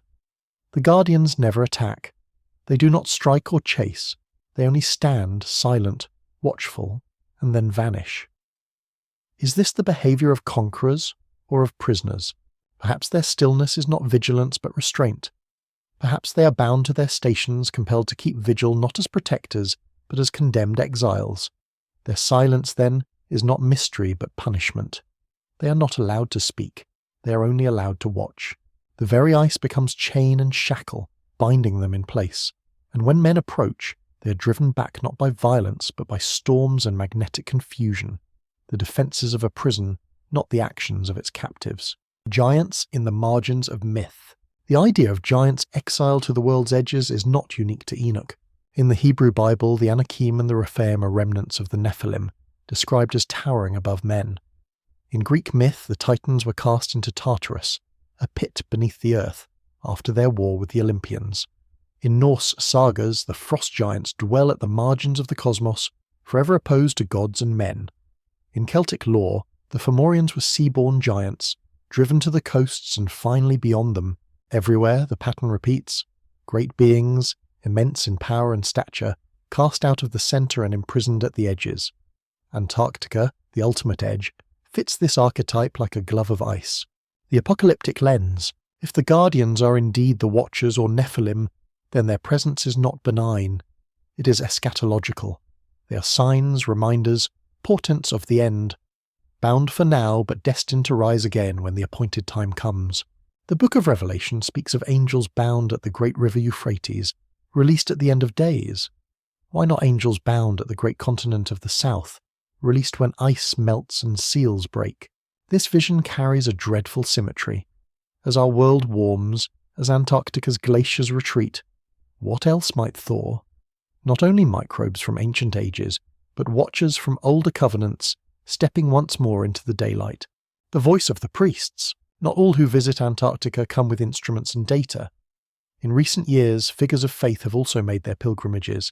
Patriarch Kirill of the Russian Orthodox Church travelled there in 2016, celebrating liturgy upon the ice. Why? The official reason: to bless a new church at the Russian base. But for those who listen to whispers, it was a rite of exorcism, a recognition that what slumbers there is not geology but spirit. Priests, monks, shamans. Many traditions speak of the south as a gate, a threshold between worlds. Perhaps their rituals are less about blessing ice than about restraining what is bound beneath it. The cold fire of the eyes. The most haunting element of the Guardian accounts is always the eyes, pale, silver, glowing in the storm. Witnesses describe them as not simply looking, but piercing, as though thought itself is exposed. In apocalyptic literature, angels are often described as beings of fire, their eyes like lamps of flame. To see them is to feel judged, to feel one's innermost secrets laid bare. The Guardian's eyes, then, may be precisely this: flickers of imprisoned fire, shining even through the ice of exile. The test of trespass. One way to interpret these myths is through the motif of initiation. In many cultures, sacred places are guarded not to keep the world out, but to test the worthy. Temples are flanked by lions, sphinxes, or angels with swords. They do not slay indiscriminately, they judge. Those unready are turned away. Perhaps Antarctica functions the same. The Guardians do not destroy trespassers. They repel them, disorient them, turn them back through storms and malfunctions. To reach the inner sanctum, one must be worthy. And humanity, bound still to violence and greed, is not yet ready. The fear of release. If the Guardians are indeed prisoners, then one must ask, what would happen if the ice fails? If the seals break? The melting of Antarctica is no longer distant speculation. Each year, glaciers retreat, ice shelves fracture, seas rise. What to scientists is climate change, to mystics may be apocalypse. For as the ice melts, the chains loosen. And when chains loosen, prisoners stir. Could it be that humanity's greatest crisis, its warming of the world, is not only environmental but spiritual? That in breaking the balance of nature, we are also breaking seals meant to restrain something older, vaster, more terrible than we can comprehend? Closing image. Imagine now the white expanse at the bottom of the world. The wind is still, the sky dark with stars. Upon the ridge stands a figure, tall and pale, its eyes glowing faintly in the frost. It does not move, for it cannot. It is bound, shackled in silence, condemned to keep its vigil until the appointed time. You feel no malice, but neither do you feel mercy. Only inevitability, the sense that this figure has been waiting for millennia, and that its waiting is nearly done. The Guardians of Antarctica may not be protectors at all. They may be prisoners, fallen, chained, and exiled. And when their silence breaks, the world itself may tremble. Among the many theories surrounding Antarctica, one of the most unsettling is also the most intimate, that the Guardians are not visitors from beyond, nor relics of a lost age, nor prisoners of divine judgment, but something born of us, the children of human hubris. For the 20th century was not only an age of exploration, it was an age of laboratories hidden in shadows, of experiments conducted at the edges of ethics, of regimes that sought not only to conquer lands, but to conquer the very nature of humanity. The whisper of Base 211. It begins with rumours of the Nazis. In the late 1930s, before war engulfed the world, Germany launched expeditions to Antarctica. Officially, they were for whaling and mapping. But whispers claimed otherwise, that the Third Reich had staked a claim in Queen Maud Land, naming it Neuschwabenland, and that beneath its glaciers, tunnels and caverns housed a hidden base, Base 211. What was built there? The official record is silence. But conspiracy grew where history fell mute. Some claimed U-boats fled there in the war's final days, carrying treasures, technology, even the ashes of the Reich. Others whispered that scientists and mystics collaborated in the cold, merging occult vision with brutal science, seeking to craft a new kind of human, stronger, taller, paler, adapted to the ice. In this telling, the Guardians are not watchers from the stars, but the unintended outcome of these experiments. The marriage of science and occult. The Nazi regime was infamous not only for its cruelty, but for its fascination with the occult.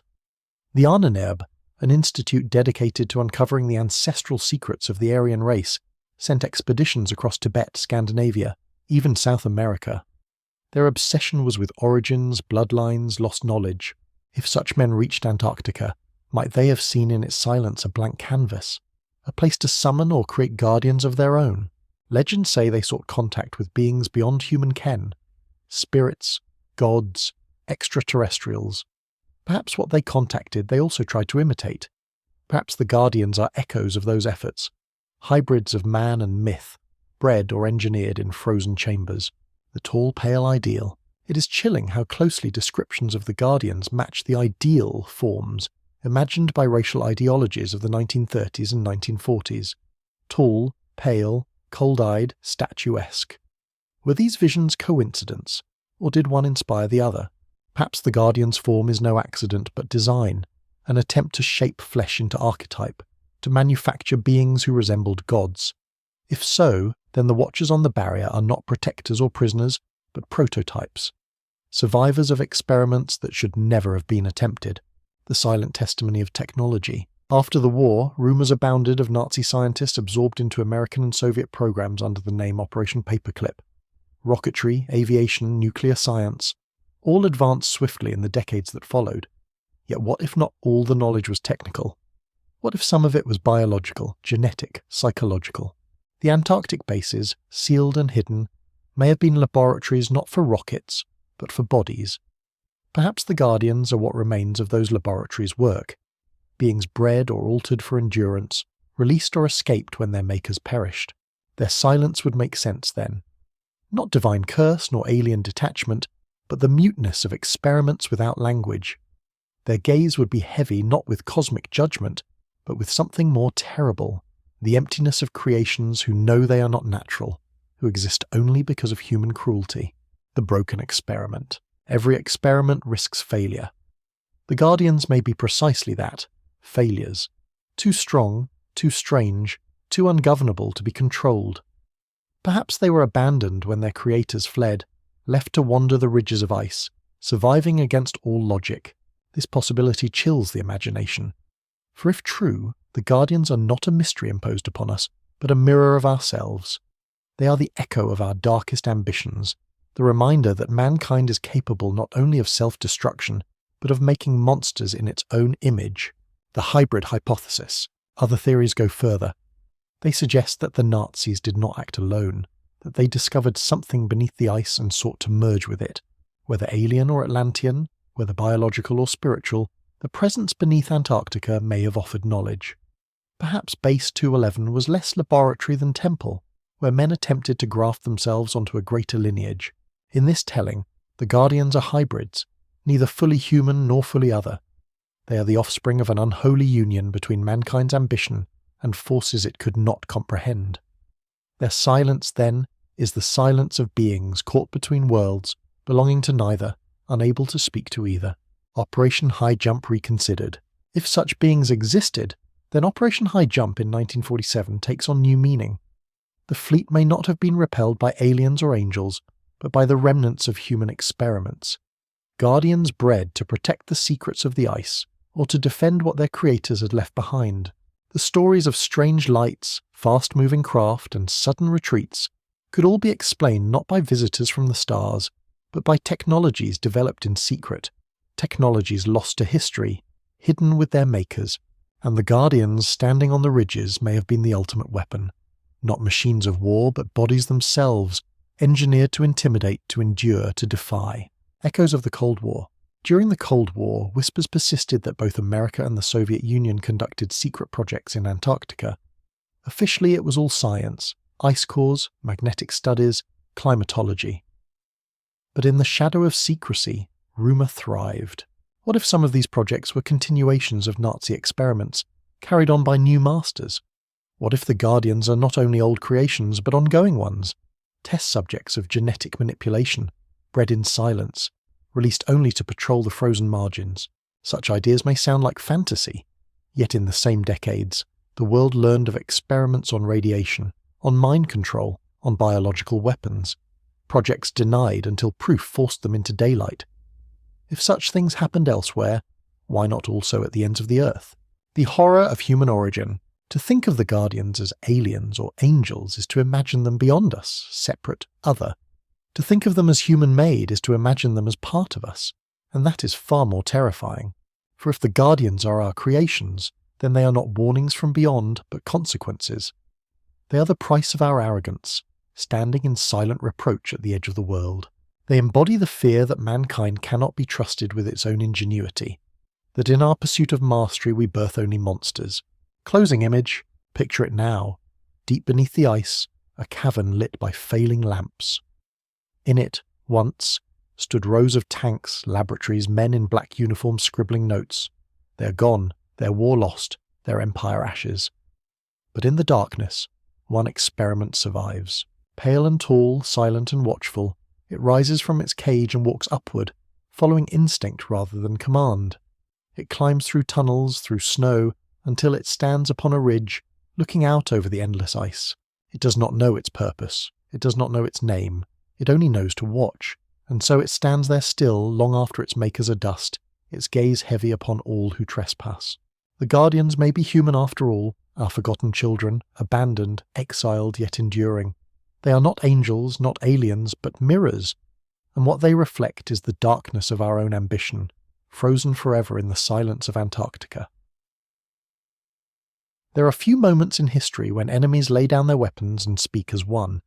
Fewer still when they agree not only on terms of peace, but on silence. In the heart of the Cold War, when suspicion ran like poison through every corridor of power, when nations built arsenals vast enough to end the world many times over, such unity was unthinkable. And yet in 1959, it happened. The Antarctic Treaty was signed. The official face of peace. The document seemed simple, even noble. 12 nations, among them the United States, the Soviet Union, Britain, Argentina, and Chile, agreed that Antarctica would be set aside for peaceful purposes only.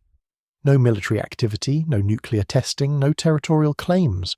The continent would belong to no one, claimed by all, guarded for science, for cooperation, for the better angels of our nature. The world applauded.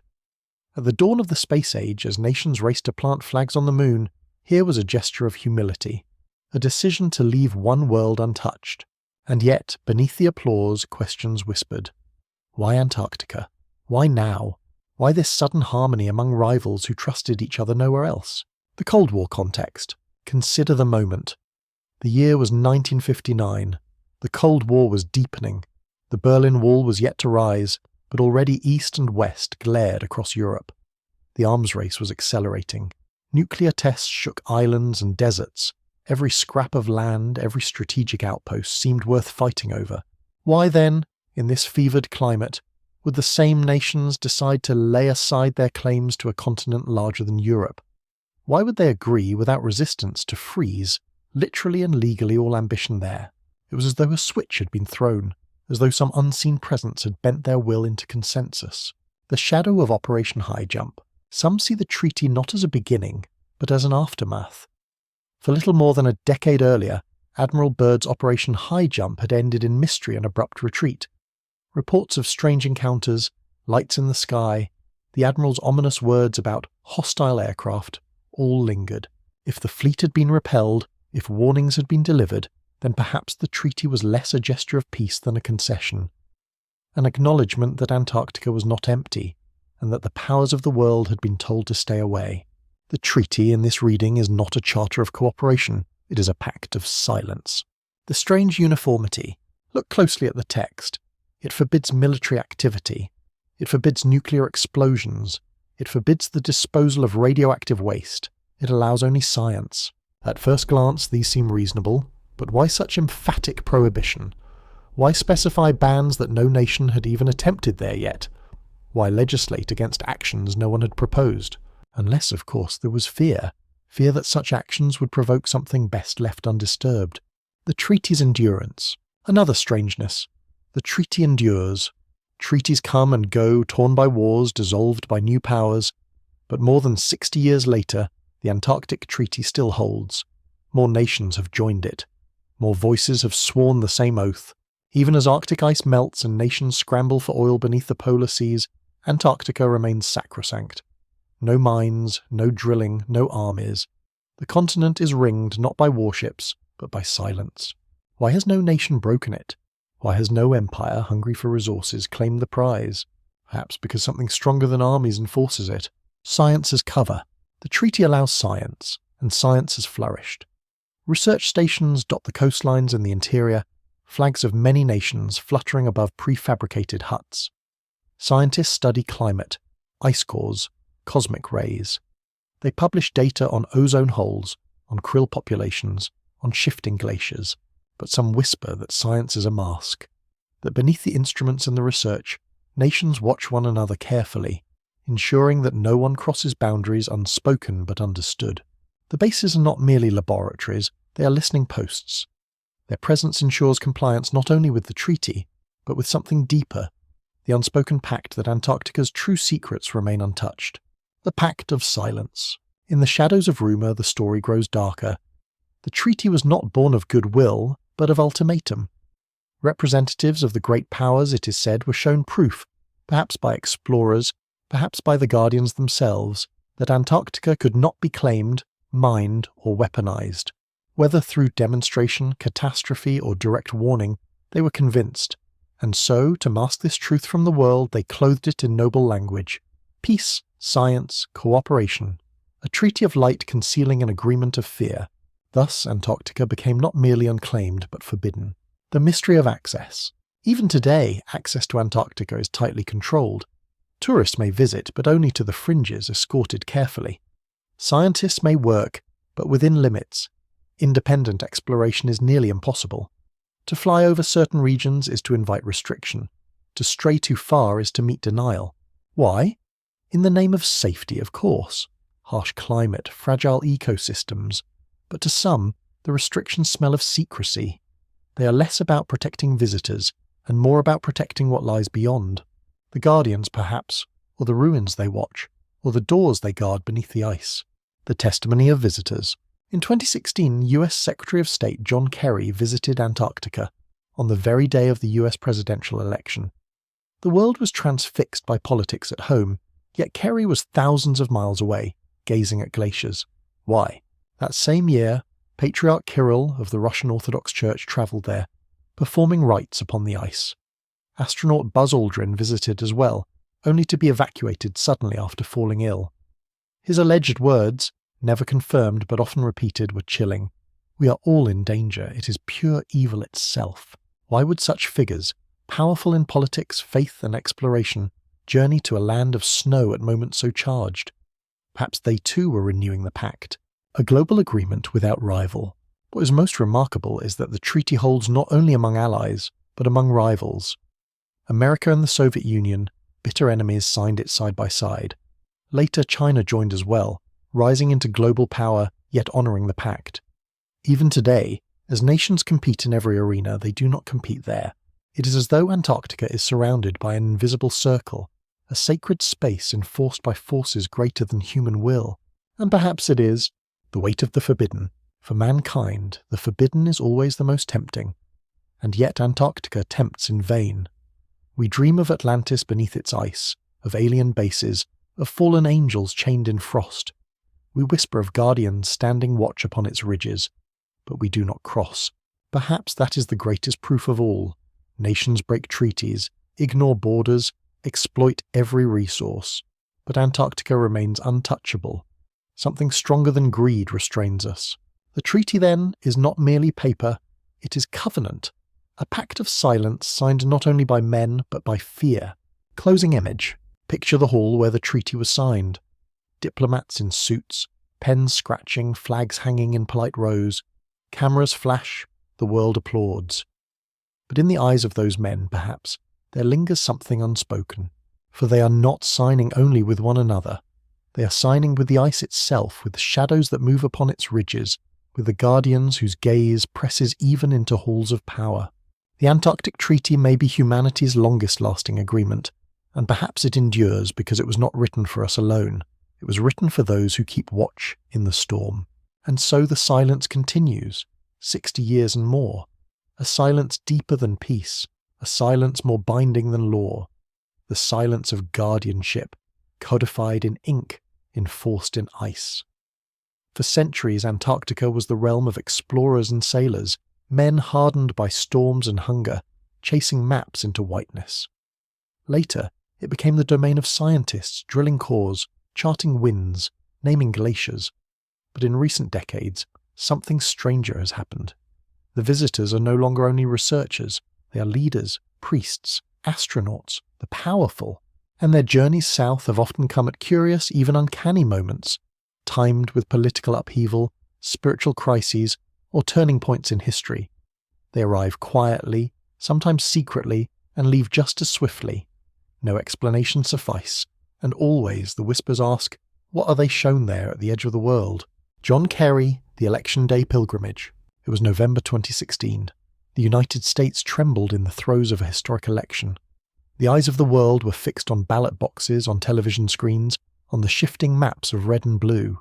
And yet, at that very moment, the US Secretary of State John Kerry was thousands of miles away, at the bottom of the Earth. Officially, Kerry's visit was to highlight climate change, to see the melting glaciers firsthand. But many questioned the timing. Why leave the country on its most pivotal political day in a generation? Why risk absence when the world balanced on a knife's edge? Some suggested he had been summoned, that what awaited him in Antarctica was not merely data on ice loss, but an audience, an encounter meant for eyes not of the public, but of power. When he returned, Kerry spoke of the fragility of the planet, the urgency of change. His words were somber, measured, but some heard beneath them the echo of another message, unspoken yet heavy. There are forces here greater than politics, greater than nations. Patriarch Kirill, Ritual on the Ice. The same year, another figure journeyed south. Patriarch Kirill of Moscow, head of the Russian Orthodox Church.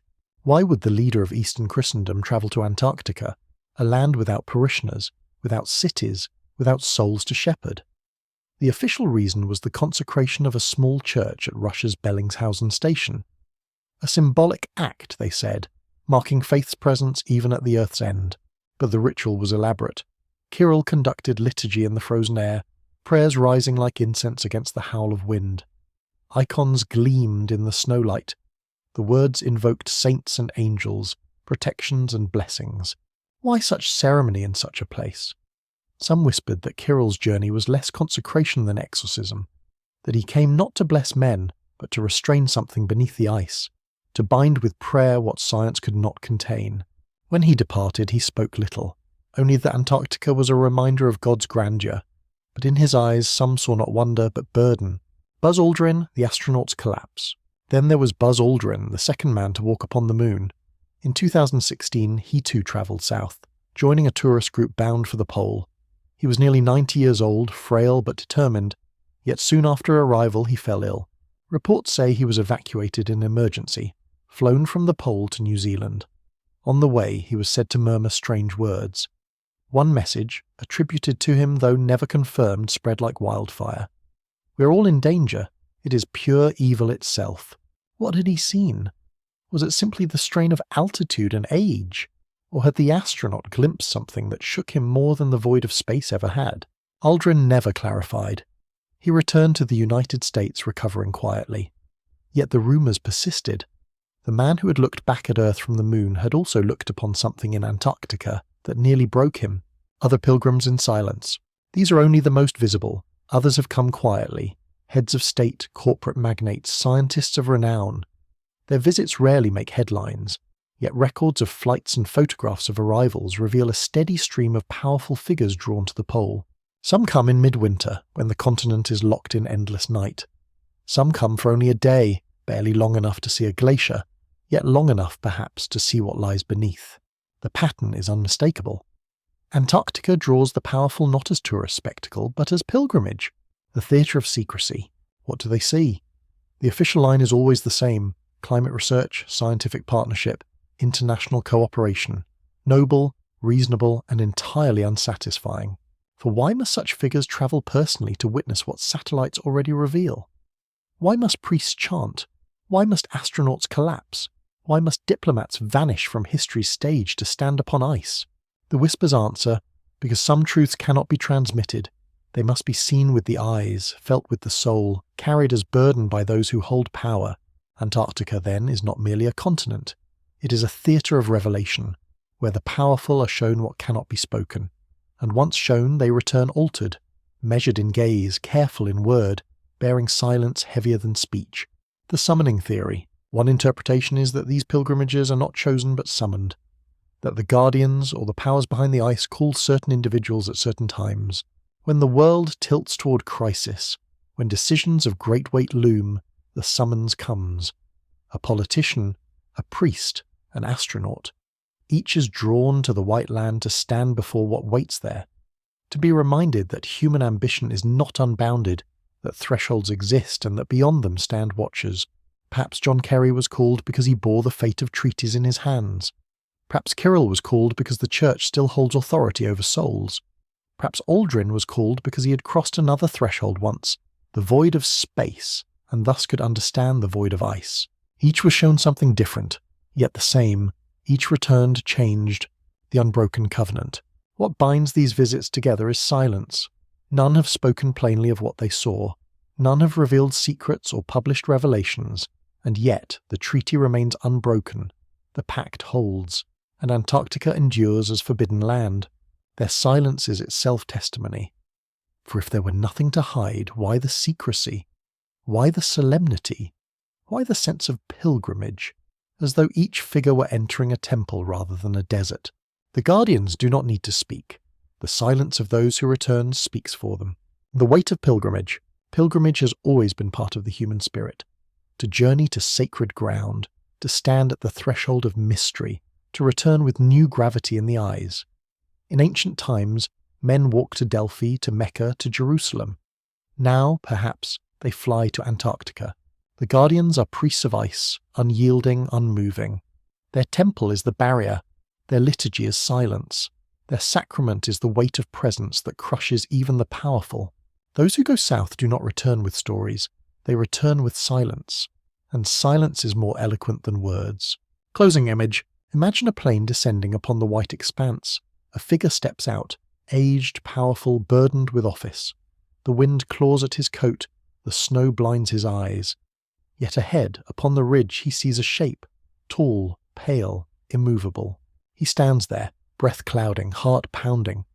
The figure does not move, yet the message is clear. This is the threshold. You may lead empires, command armies, fly to the moon, but here you are small. Here you are trespasser. Here you are watched, and so he bows his head. When he returns home, he speaks of climate, of science, of peace. But in his silence something lingers, something too great for words. For the guardians of Antarctica are not revealed to the world. They are revealed only to the few, and those few, when they return, speak in riddles, because truth would break the silence. The ice appears eternal. From above, Antarctica is an endless white plain, sculpted only by wind and storm. Research stations crouch on its fringes like lonely outposts, their lights faint against the dark. To the casual eye there is nothing else, nothing but snow, ice, and silence. Yet rumours insist the surface is a mask, that beneath the ice lies a hidden world of tunnels and chambers, of bases built not only for science but for secrecy. Some are said to belong to governments, others to powers older still. And always at the heart of these whispers are the guardians, watching the entrances, keeping intruders at bay, ensuring that what lies below remains undisturbed. The surface stations. The world knows the names: McMurdo, Amundsen Scott, Vostok, Concordia. Stations of science, flags planted in snow, nations proclaiming their presence through laboratories instead of armies. Their official work is noble, studying climate, stars and ice. But each station has stories. At McMurdo, the American hub, work as whisper of restricted zones. Buildings whose doors are locked, whose purpose is never explained. Supply flights arrive under unusual security, their cargo unseen. Occasionally, men vanish into the ice for field work without records of their destination. At Russia's Vostok station, the drilling of the great subglacial lake was abruptly halted. Officially, it was to avoid contamination. Unofficially, it was because sensors detected anomalies beneath. Temperatures, movements, even structures that did not fit natural models. In these absences, speculation blooms. Perhaps the stations are only facades, outward faces of deeper networks hidden far beneath. The caverns of warmth. Though the continent is encased in ice, deep beneath are rivers of heat. Geothermal vents, volcanic mountains and subglacial lakes create oases in the frozen desert. Scientists confirm their existence. Places where water flows unfrozen, where ecosystems survive unseen for millions of years. These caverns, warmed by the earth, could house more than microbes. They could house cities.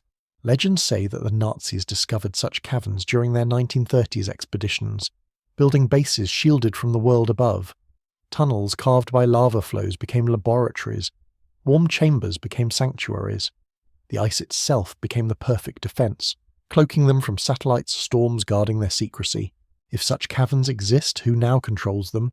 Have they been abandoned, or do governments maintain their watch, keeping silent about what sleeps inside? Lake Vostok, the sealed chamber. Of all Antarctic mysteries, none is more tantalizing than Lake Vostok. Buried beneath nearly 4 kilometers of ice, this body of water has been sealed off from the atmosphere for more than 15 million years. Its volume rivals Lake Ontario. Its depth conceals pressures and chemistries unknown. When Russian scientists drilled down in the 2010s, excitement rippled across the world. Samples were taken, analyses begun, and then sudden silence. The project was paused, access restricted. Official explanations spoke of caution, of contamination, but whispers say otherwise. That instruments detected structures on the lake bed, that metallic anomalies echoed sonar, that currents moved with patterns too deliberate for mere geology. Some claim the drilling awakened something. Others say it was not awakening, but discovery. That beneath the lake lie remnants of an ancient base preserved in the cold, waiting. The rumour of tunnels. Satellite imagery has at times revealed odd anomalies. Linear patterns beneath the snow stretching for miles like corridors or runways. Official voices dismiss them as crevasse fields, natural formations of ice under strain. But to believers, they are roads, tunnels or foundations buried in snow. Pilots whisper of no-fly zones over certain regions, circular areas where planes are not permitted to pass. Why should empty ice require secrecy, unless what lies below is not empty at all? Some speak of vast tunnels melted by advanced technology, wide enough for vehicles or aircraft. They run for hundreds of miles, connecting cavern to cavern, base to base. To walk in them, it is said, is to feel as though one walks inside the body of the Earth itself. Cold War shadows. During the Cold War, Antarctica became more than scientific curiosity. Both the Americans and Soviets were accused of using research as cover for intelligence. Radar domes rose, communication arrays gleamed, equipment far beyond weather stations was installed. Some suggested that the real purpose was not to study the ice, but to monitor what emerged from it. Reports of lights in the sky, of unknown craft, were quietly logged. Bases became outposts of vigilance, watching not the enemy across the globe, but the unknown beneath their feet. It is said that in the 1980s a Soviet team vanished while exploring caves near Queen Maud Land. Their last radio transmission spoke of hallways of stone and doors of iron. Rescue missions found nothing. Officially, the team died in a storm. Unofficially, they found something they were not meant to see. Corporate interest. In more recent decades, rumours shift toward corporations. Energy companies, mining giants, even tech firms are whispered to have quietly funded expeditions. Officially, they research geology or climate. Unofficially, they seek something buried, rare metals, ancient technologies, perhaps even the remains of civilizations entombed in ice. Yet each time the projects vanish. Reports are unpublished, funding is withdrawn, findings classified. Antarctica swallows their ambition and silence returns. Why? Because they found nothing? Or because they found too much? The guardians at the gates. If hidden bases exist, if caverns house secrets, then the guardians are their natural counterpart. Again and again, witnesses describe the same pattern. Intrusions pushed back by storms, equipment failures, feelings of being watched. Perhaps the guardians are stationed at the entrances, not to attack, but to repel, to warn. Their silence is not absence but refusal. You shall not pass. Whether born of man, god or star, their presence at these thresholds suggests purpose. And the purpose is always the same, to keep us from what lies below. The pact of complicity. Here is the strangest thought of all. Perhaps the governments know. Perhaps the Treaty of 1959, the restrictions, the secrecy, all are part of an agreement not merely among nations, but between mankind and something else. Do not disturb what lies beneath. Do not drill too deep. Do not dig too greedily. Leave the ice intact. And so, the bases remain small, token ceremonial. Scientists measure winds, drill cores, collect samples, but none venture too far. None open the doors beneath the snow. The pact holds, because the cost of breaking it may be more than the world can bear. Closing image. Picture it. Deep beneath the Ross ice shelf, a cavern warmed by geothermal breath. Inside, corridors stretch into darkness, carved smooth not by nature but by hand. Doors of stone, sealed with ice, stand silent. Beyond them lies knowledge older than nations, older perhaps than man. Above, upon the ridges, the guardians stand, pale, immense, unmoving. Their eyes glow faintly in the storm, silver light piercing the night. They do not speak. They do not move. They only wait, watching the entrances, holding the silence. The bases we see are only surface. The bases we do not see, those beneath the ice, are the true heart of Antarctica's mystery. And they remain closed, because the guardians remain. For all its silence, Antarctica speaks in riddles. Not with words, but with phenomena so strange that even science, in explaining them, cannot dispel their aura of mystery. Among the continent's glaciers and plains are places where the ice bleeds, where valleys remain dry in a land of endless snow, where mountain ranges lie hidden as though buried in haste. These are not merely curiosities of geology, they are signs. To some they are nature's anomalies, to others they are scars, marks of forces greater than nature, remnants of what the guardians protect. Blood falls, the ice that bleeds. At the edge of Taylor Glacier there is a wound. From a crack in the pale blue ice a liquid flows, not white, not clear, but red as rust, red as blood. Against the purity of the glacier, the sight is shocking. A waterfall of crimson, staining the snow like the earth itself has opened a vein. Scientists explain it with iron. Beneath the glacier lies a hidden reservoir of brine, sealed for millions of years. The water is rich in iron, and when it emerges it oxidizes in the air, turning red. A simple process, they say, if unusual. Yet the name persists. Blood falls, and with the name, the unease. For to the human eye it is not chemistry but omen. It looks like sacrifice, like warning. It looks like the land itself is bleeding. To those who whisper of guardians, blood falls is not accident. It is a sign of what lies beneath the ice, life hidden in ancient reservoirs, or perhaps blood spilled in battles long forgotten. Some call it a wound that never heals, a reminder that the ice is not eternal but fragile. Leaking secrets drop by crimson drop. The dry valleys, land without snow. Elsewhere lies another paradox, the McMurdo Dry Valleys. Antarctica, the coldest desert in the world, is a continent buried in snow, and yet here, in these valleys, there is none. The winds that sweep through them are so fierce, so dry, that they scour the land clean of ice. The ground is bare rock, the soil dust, the landscape closer to Mars than to Earth. No snow falls, no rivers flow, no life stirs, except, strangely, microbes that cling to survival in the salt and stone. To scientists, the dry valleys are a rare anomaly of wind and geography, a natural laboratory for astrobiology, but to those who see symbols they are something else. They are oases not of life but of absence. In a land of endless white, here lies a scar of black earth, as though the ice recoils from what is buried there. Some say the valleys are doorways, entrances to deeper chambers, the Guardians' hidden halls. Others say they are the sites of ancient fire where weapons of unimaginable power once burned the land clean, leaving it forever barren. The silence in the dry valleys is heavy. Those who walk there describe an emptiness beyond even the rest of Antarctica, a sense that the land itself resists them, that it remembers.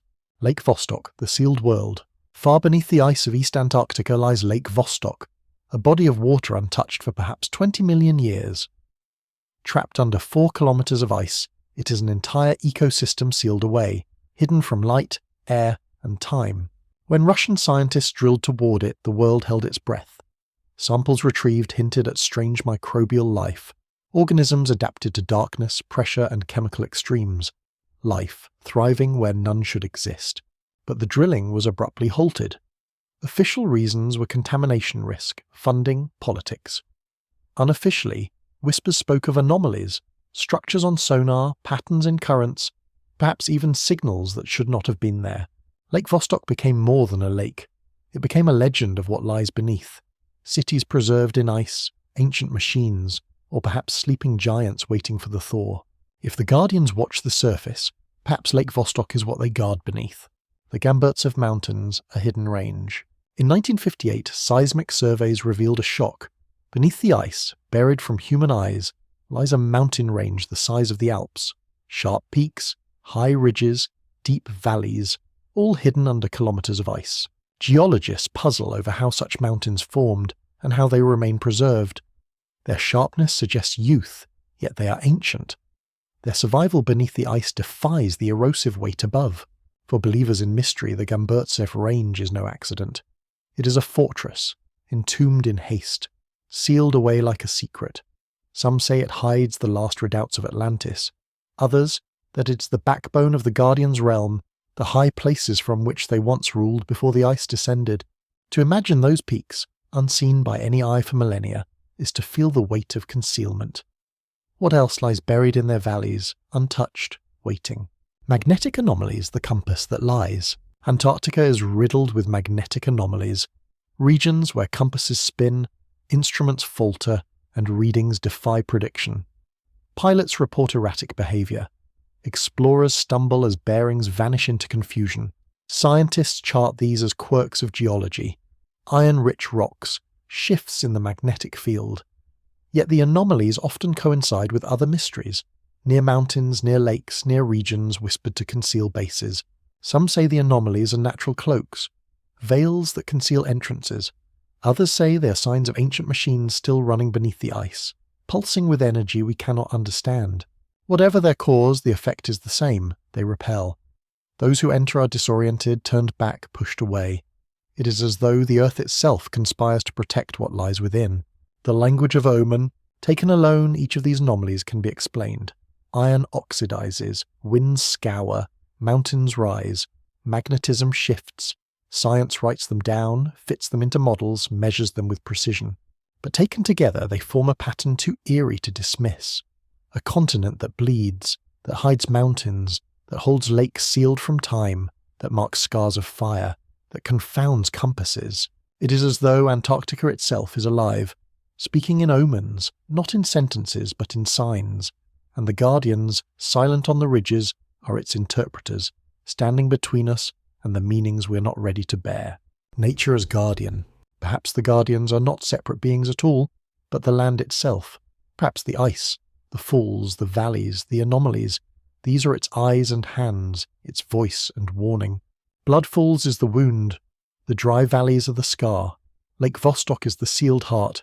The Gamburtsev Mountains are the bones. The magnetic anomalies are the pulse. And the Guardians, glimpsed in storms, are the visions of those who linger too close, faces given by the mind to a force too vast to be personified. In this reading, the Guardians are not beside the anomalies, they are the anomalies. The land itself watches. Closing image. Imagine walking across the ice in twilight. The aurora flickers above, green and ghostly. Ahead, you see it. A waterfall of blood staining the snow. To the left, a valley without ice, bare stone gaping like a scar. Beneath your feet, instruments flicker and die, compasses whirl uselessly. You look up. On the ridge a figure stands, tall, pale, unmoving. For a moment you wonder, is it a being, or the land itself given form? Then the wind rises and both figure and omen vanish into storm. Only the silence remains, heavy with secrets, alive with unanswered questions. Antarctica's anomalies are not accidents.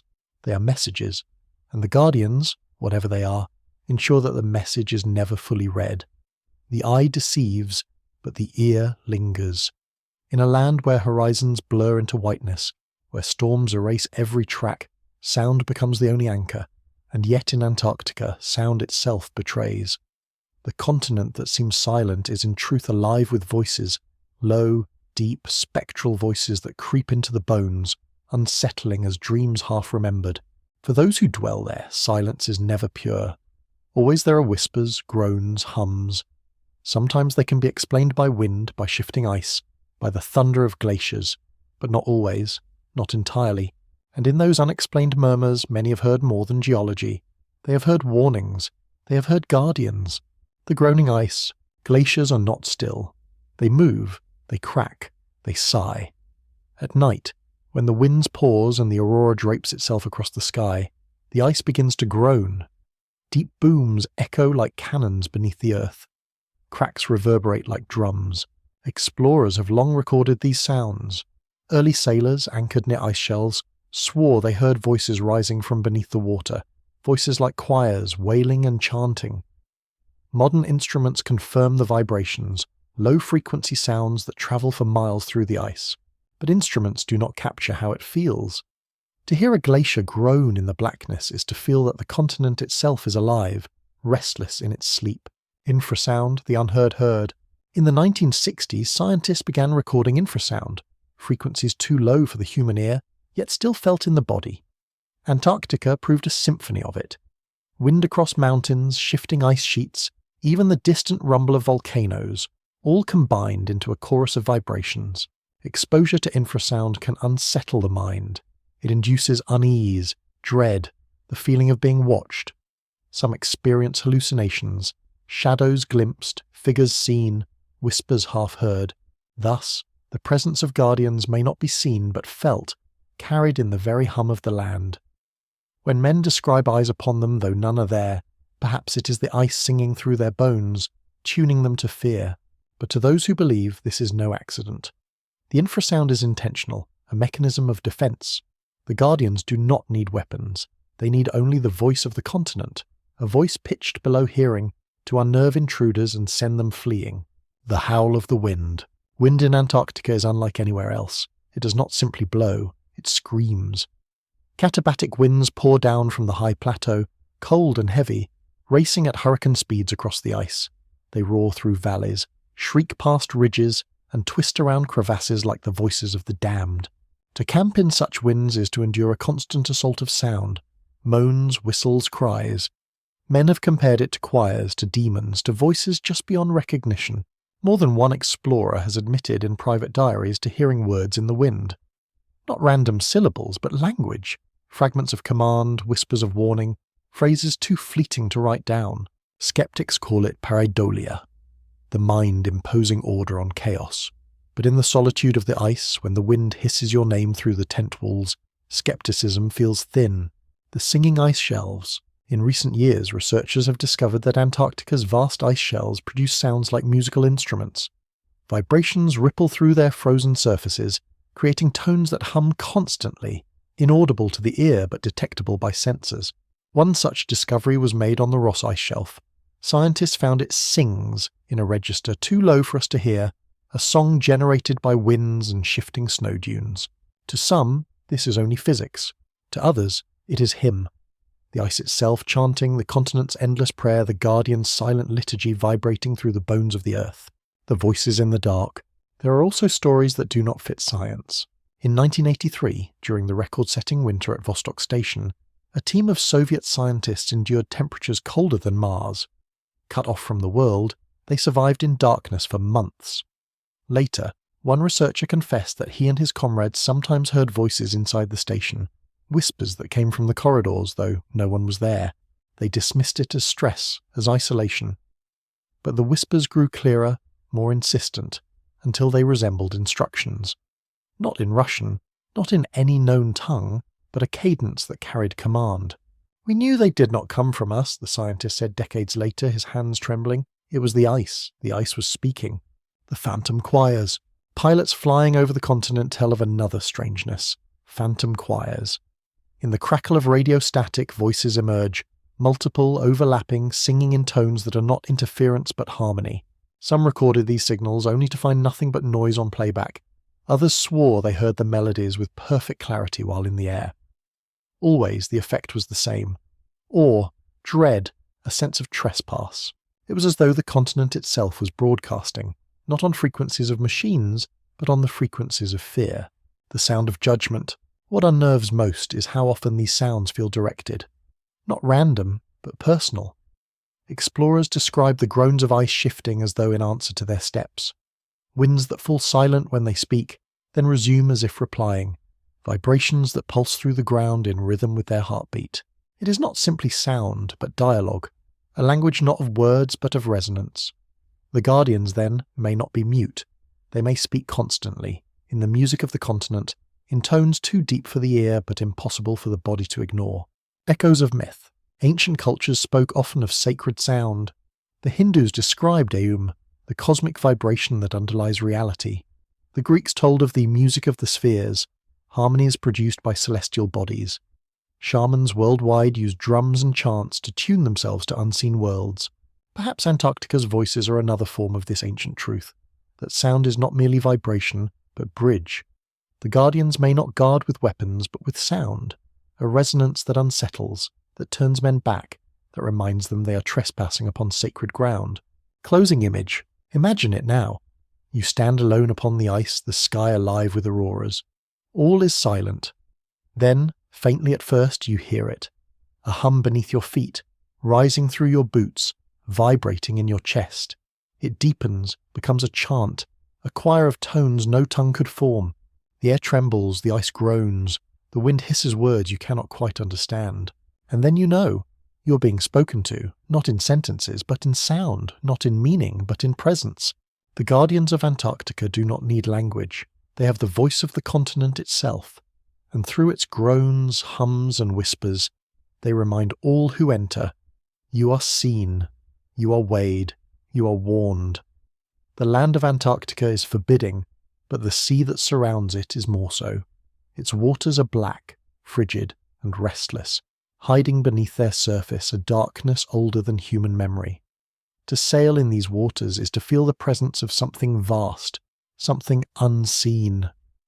It is not emptiness one encounters, but abundance, life teeming in depths that no light touches. And within that abundance there are stories.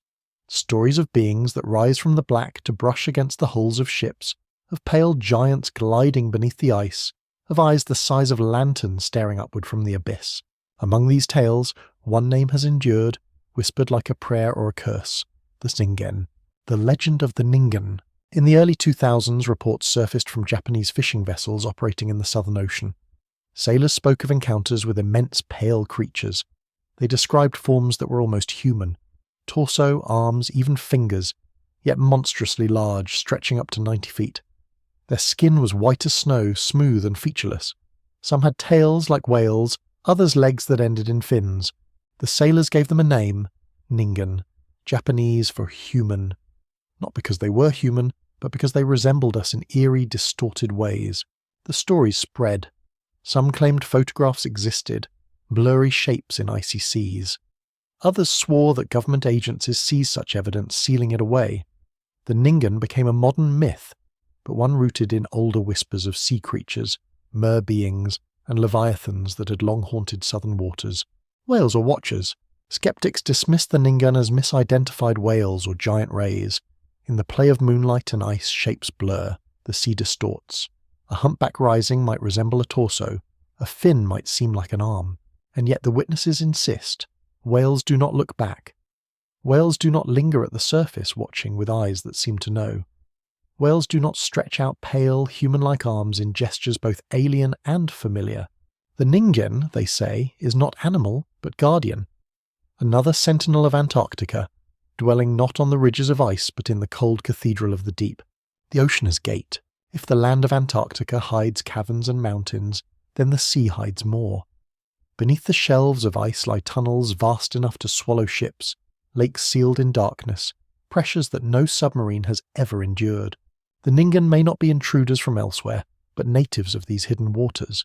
They may be descendants of civilizations drowned, Atlanteans adapted to new forms, or watchers cast not into valleys but into oceans.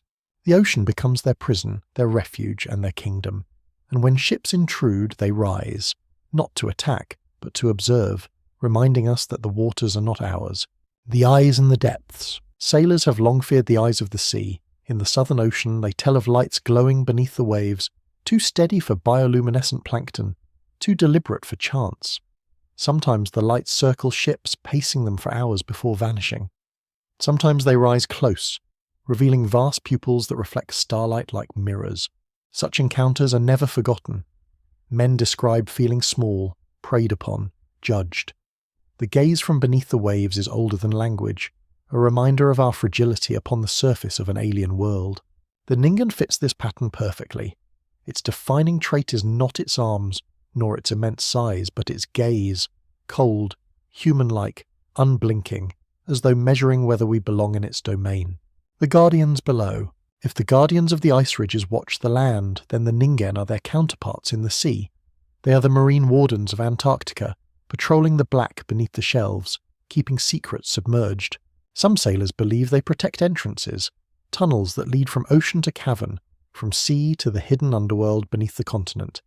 The Ningen linger at these thresholds, ensuring that no ship or submarine passes unchallenged. Others believe they are survivors, beings who once walked upon the land before catastrophe forced them into the sea. Their forms changed over millennia, adapting to cold and depth, until they became what they are now: pale, immense, aquatic guardians. Echoes of older myths. The idea of sea guardians is not unique to modern tales. Polynesian legends tell of Taniwa, giant beings who lurked in rivers and oceans, both protectors and destroyers. Norse myths speak of Jörmungandr, the world serpent who encircles the earth beneath the sea. Inuit traditions recall Sedna, goddess of the deep, whose severed fingers became the creatures of the ocean. In every culture, the sea is alive with presences, some monstrous, some divine. The Ningen fits seamlessly into this lineage, a southern echo of humanity's oldest fear, that the ocean is not empty, but inhabited. The submarine encounters. Cold War rumours fuel the myth further. Submarines patrolling the Southern Ocean reported sonar contacts of objects larger than any known whale, moving at speeds no biology should permit. These objects darted, turned, and disappeared into depths too extreme for pursuit. Some called them fast movers, others unidentified submerged objects. To those who whisper of guardians, they are simply the Ningen, or their kin, monitoring intrusions, keeping submarines from probing too close to the ice. The ocean's silence. The sea itself seems to conspire with these beings. Recordings from hydrophones placed in Antarctic waters often capture sounds that defy explanation. The bloop, the slow down, the Julia, massive low-frequency noises whose sources remain unidentified. Scientists attribute them to icebergs breaking or undersea quakes, but to believers, they are the voices of something alive, communicating across the abyss. The bloop, recorded in 1997, was so loud it could be heard across the Pacific. What creature could produce such a sound? And why has it never been heard again with such force? Perhaps because it was not creature but guardian, making itself known once, then returning to silence. The dread of depth. To stand upon the deck of a ship in Antarctic waters is to feel the abyss beneath. The ocean there is deeper than elsewhere, darker, less explored. More men have walked on the moon than have descended to its trenches. The dread is instinctive, the knowledge that something vast and unseen glides below, indifferent or watchful, closer than we know. When sailors speak of the Ningen, they are giving shape to this dread. Yet the consistency of their stories, the pale form, the immense size, the human-like gaze, suggests more than imagination. The meaning of the Ningen. What then is the Ningen? Perhaps it is the sea's echo of the guardians on land, a reminder that Antarctica is defended not only from above but from below. Perhaps it is the last remnant of a civilization that chose the ocean over extinction, adapting to a kingdom of cold.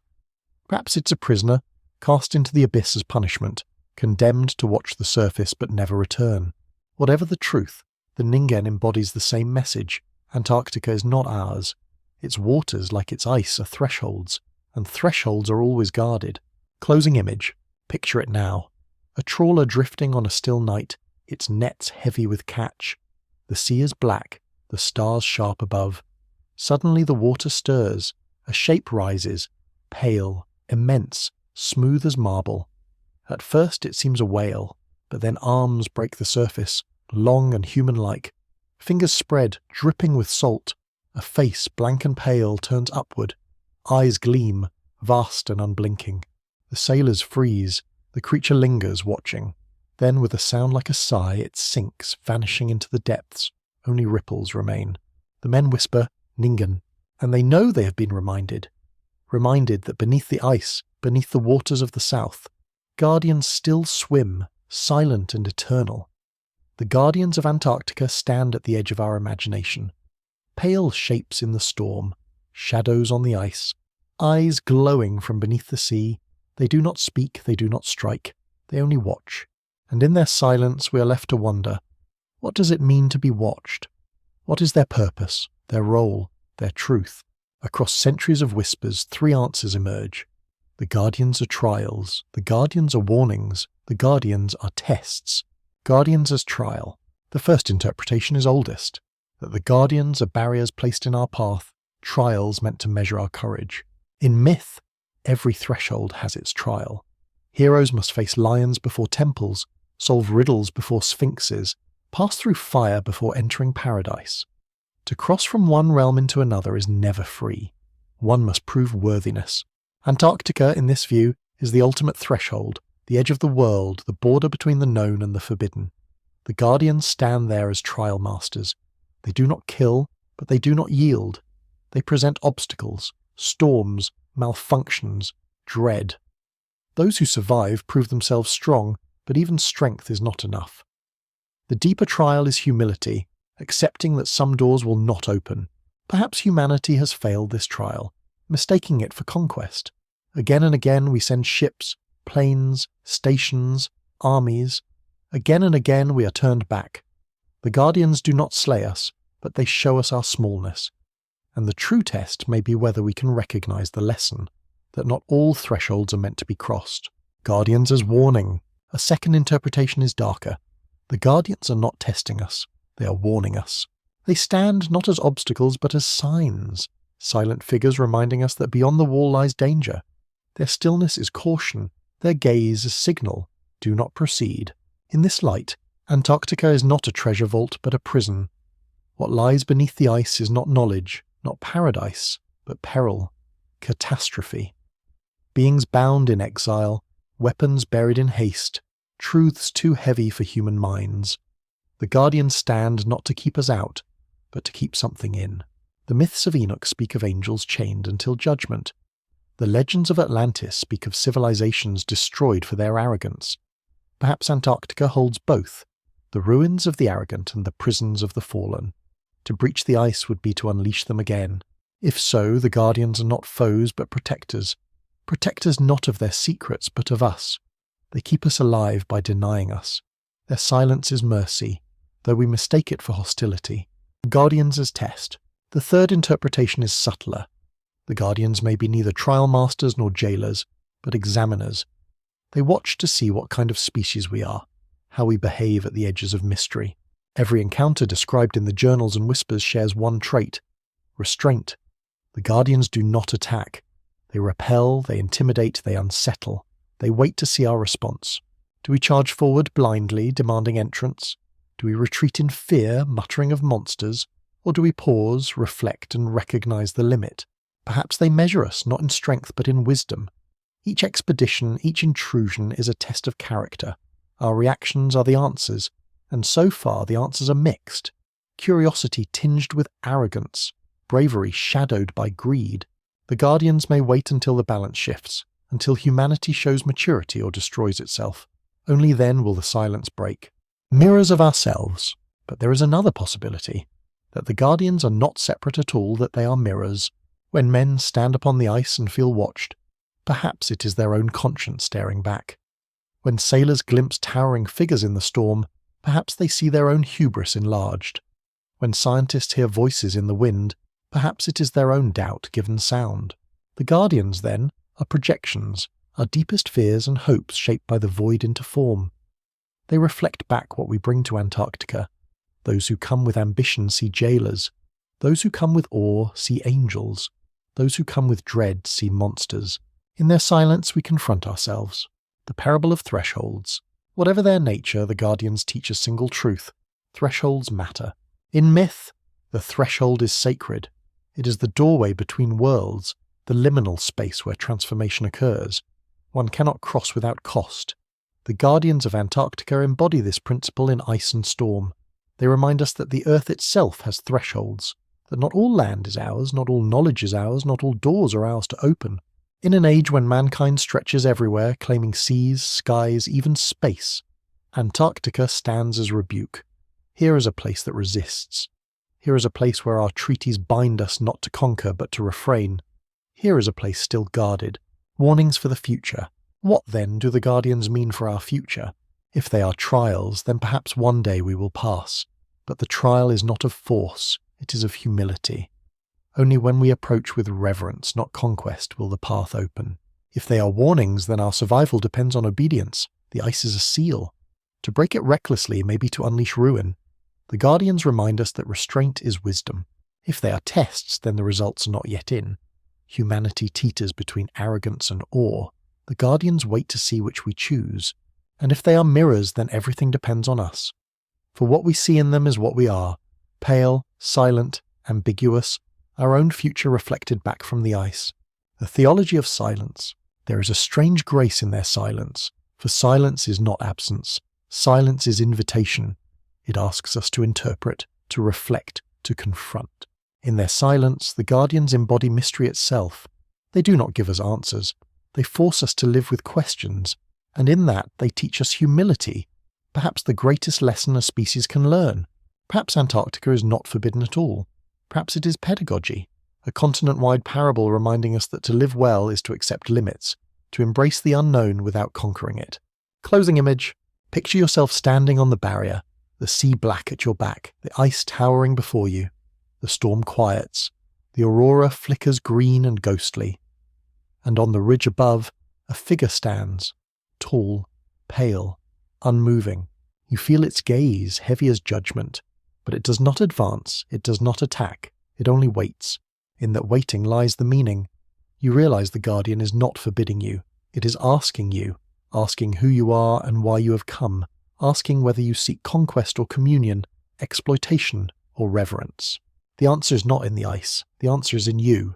The guardians, in the end, may not be here to keep us out. They may be here to remind us what it means to be human. The story of Antarctica is not a story of conquest. It is a story of retreat. Again and again, men have gone south, sailors, explorers, admirals, scientists, priests, and again they have returned, humbled, silenced, altered. The continent endures, untouched, inviolate, guarded not by walls of stone but by silence itself. The guardians, whether angels, aliens, Atlanteans, experiments or illusions, remain, watching, waiting. And as the centuries pass, one truth becomes clear. Antarctica is less a place than a mirror of human ambition, fear, and longing, a mirror of our deepest myths, a mirror of what it means to approach the unknown, the weaving of threads. Consider how the strands interlace. From the age of cartographers came the first whispers, terra incognita, a land imagined into being because emptiness was unbearable. From the journals of Ross came the barrier, the wall of ice, described in the dry ink of science yet carrying the weight of awe. From sailors' taverns came the shadows, the watchers glimpsed in storms. From Admiral Byrd came rumours of confrontation, of lights and warnings. From the Cold War came testimonies of pilots, scientists, soldiers, who felt presence though none was seen. Then came the theories. Flat Earth and Hollow Earth, giants and fallen angels, Atlanteans beneath the ice, Nazis in hidden caverns, Nordic aliens descending in silence. Each theory contradicted the others, yet all spoke the same truth, the sense that Antarctica is not empty, and through it all the anomalies endure. Blood falls bleeding against the snow, valleys without ice in a land of endless ice, mountains buried, lakes sealed, magnetic fields that deceive, sounds that whisper, seas that glow, creatures pale as death rising from the black. All threads converge upon a single point, the Guardians. Whether real or imagined, they stand as symbol of the threshold. The lessons of the Guardians. What then do they teach us? That courage is not conquest, that knowledge is not ownership, that some mysteries do not yield to force but only to reverence. We are a species restless with hunger, always pushing, always probing. We climbed mountains, crossed oceans, flew into the skies, walked upon the moon. We have grown used to breaking barriers, and yet, here at the end of the earth, a barrier still holds. The Guardians teach us that to be human is not only to explore, but to pause, not only to demand answers, but to live with questions, not only to conquer, but to listen. Perhaps this is why they do not strike us down. They allow us to approach, but not to enter. They turn us back, but leave us alive. They give us not death, but humility.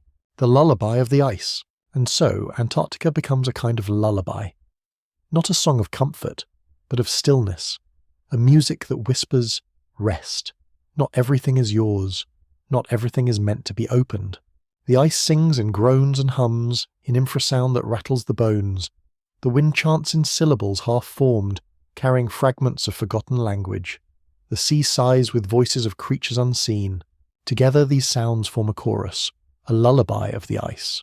A song meant not to entertain but to remind. A song that says, sleep, humanity. Sleep while the Guardians keep watch. The continuity of myth. Every culture has sung this song in its own tongue. The Greeks with their titans chained in Tartarus, the Hebrews with their watchers bound until judgment, the Norse with their frost giants pacing the edges of creation, the Polynesians with their sea guardians lurking beneath the waves. Antarctica is all of these myths given form. The Guardians are the archetype renewed. They are the eternal story retold in ice. That at the margins dwell powers greater than us, and that to trespass lightly is wisdom. The unbroken silence. What makes Antarctica unique is not its mysteries, but its silence. In a world of satellites, internet, exposure, Antarctica resists. Its secrets remain unfilmed, unproven, untold. Its Guardians endure in whispers, not in photographs. This silence is itself the proof, for if nothing were there, there would be no silence, only exploitation. Mines, oil rigs, armies, but none come, none dare. The Antarctic Treaty holds. The pact of silence endures. The Guardians succeed. The future of the threshold. Yet the future presses. The ice melts. Glaciers retreat. Satellites peer deeper.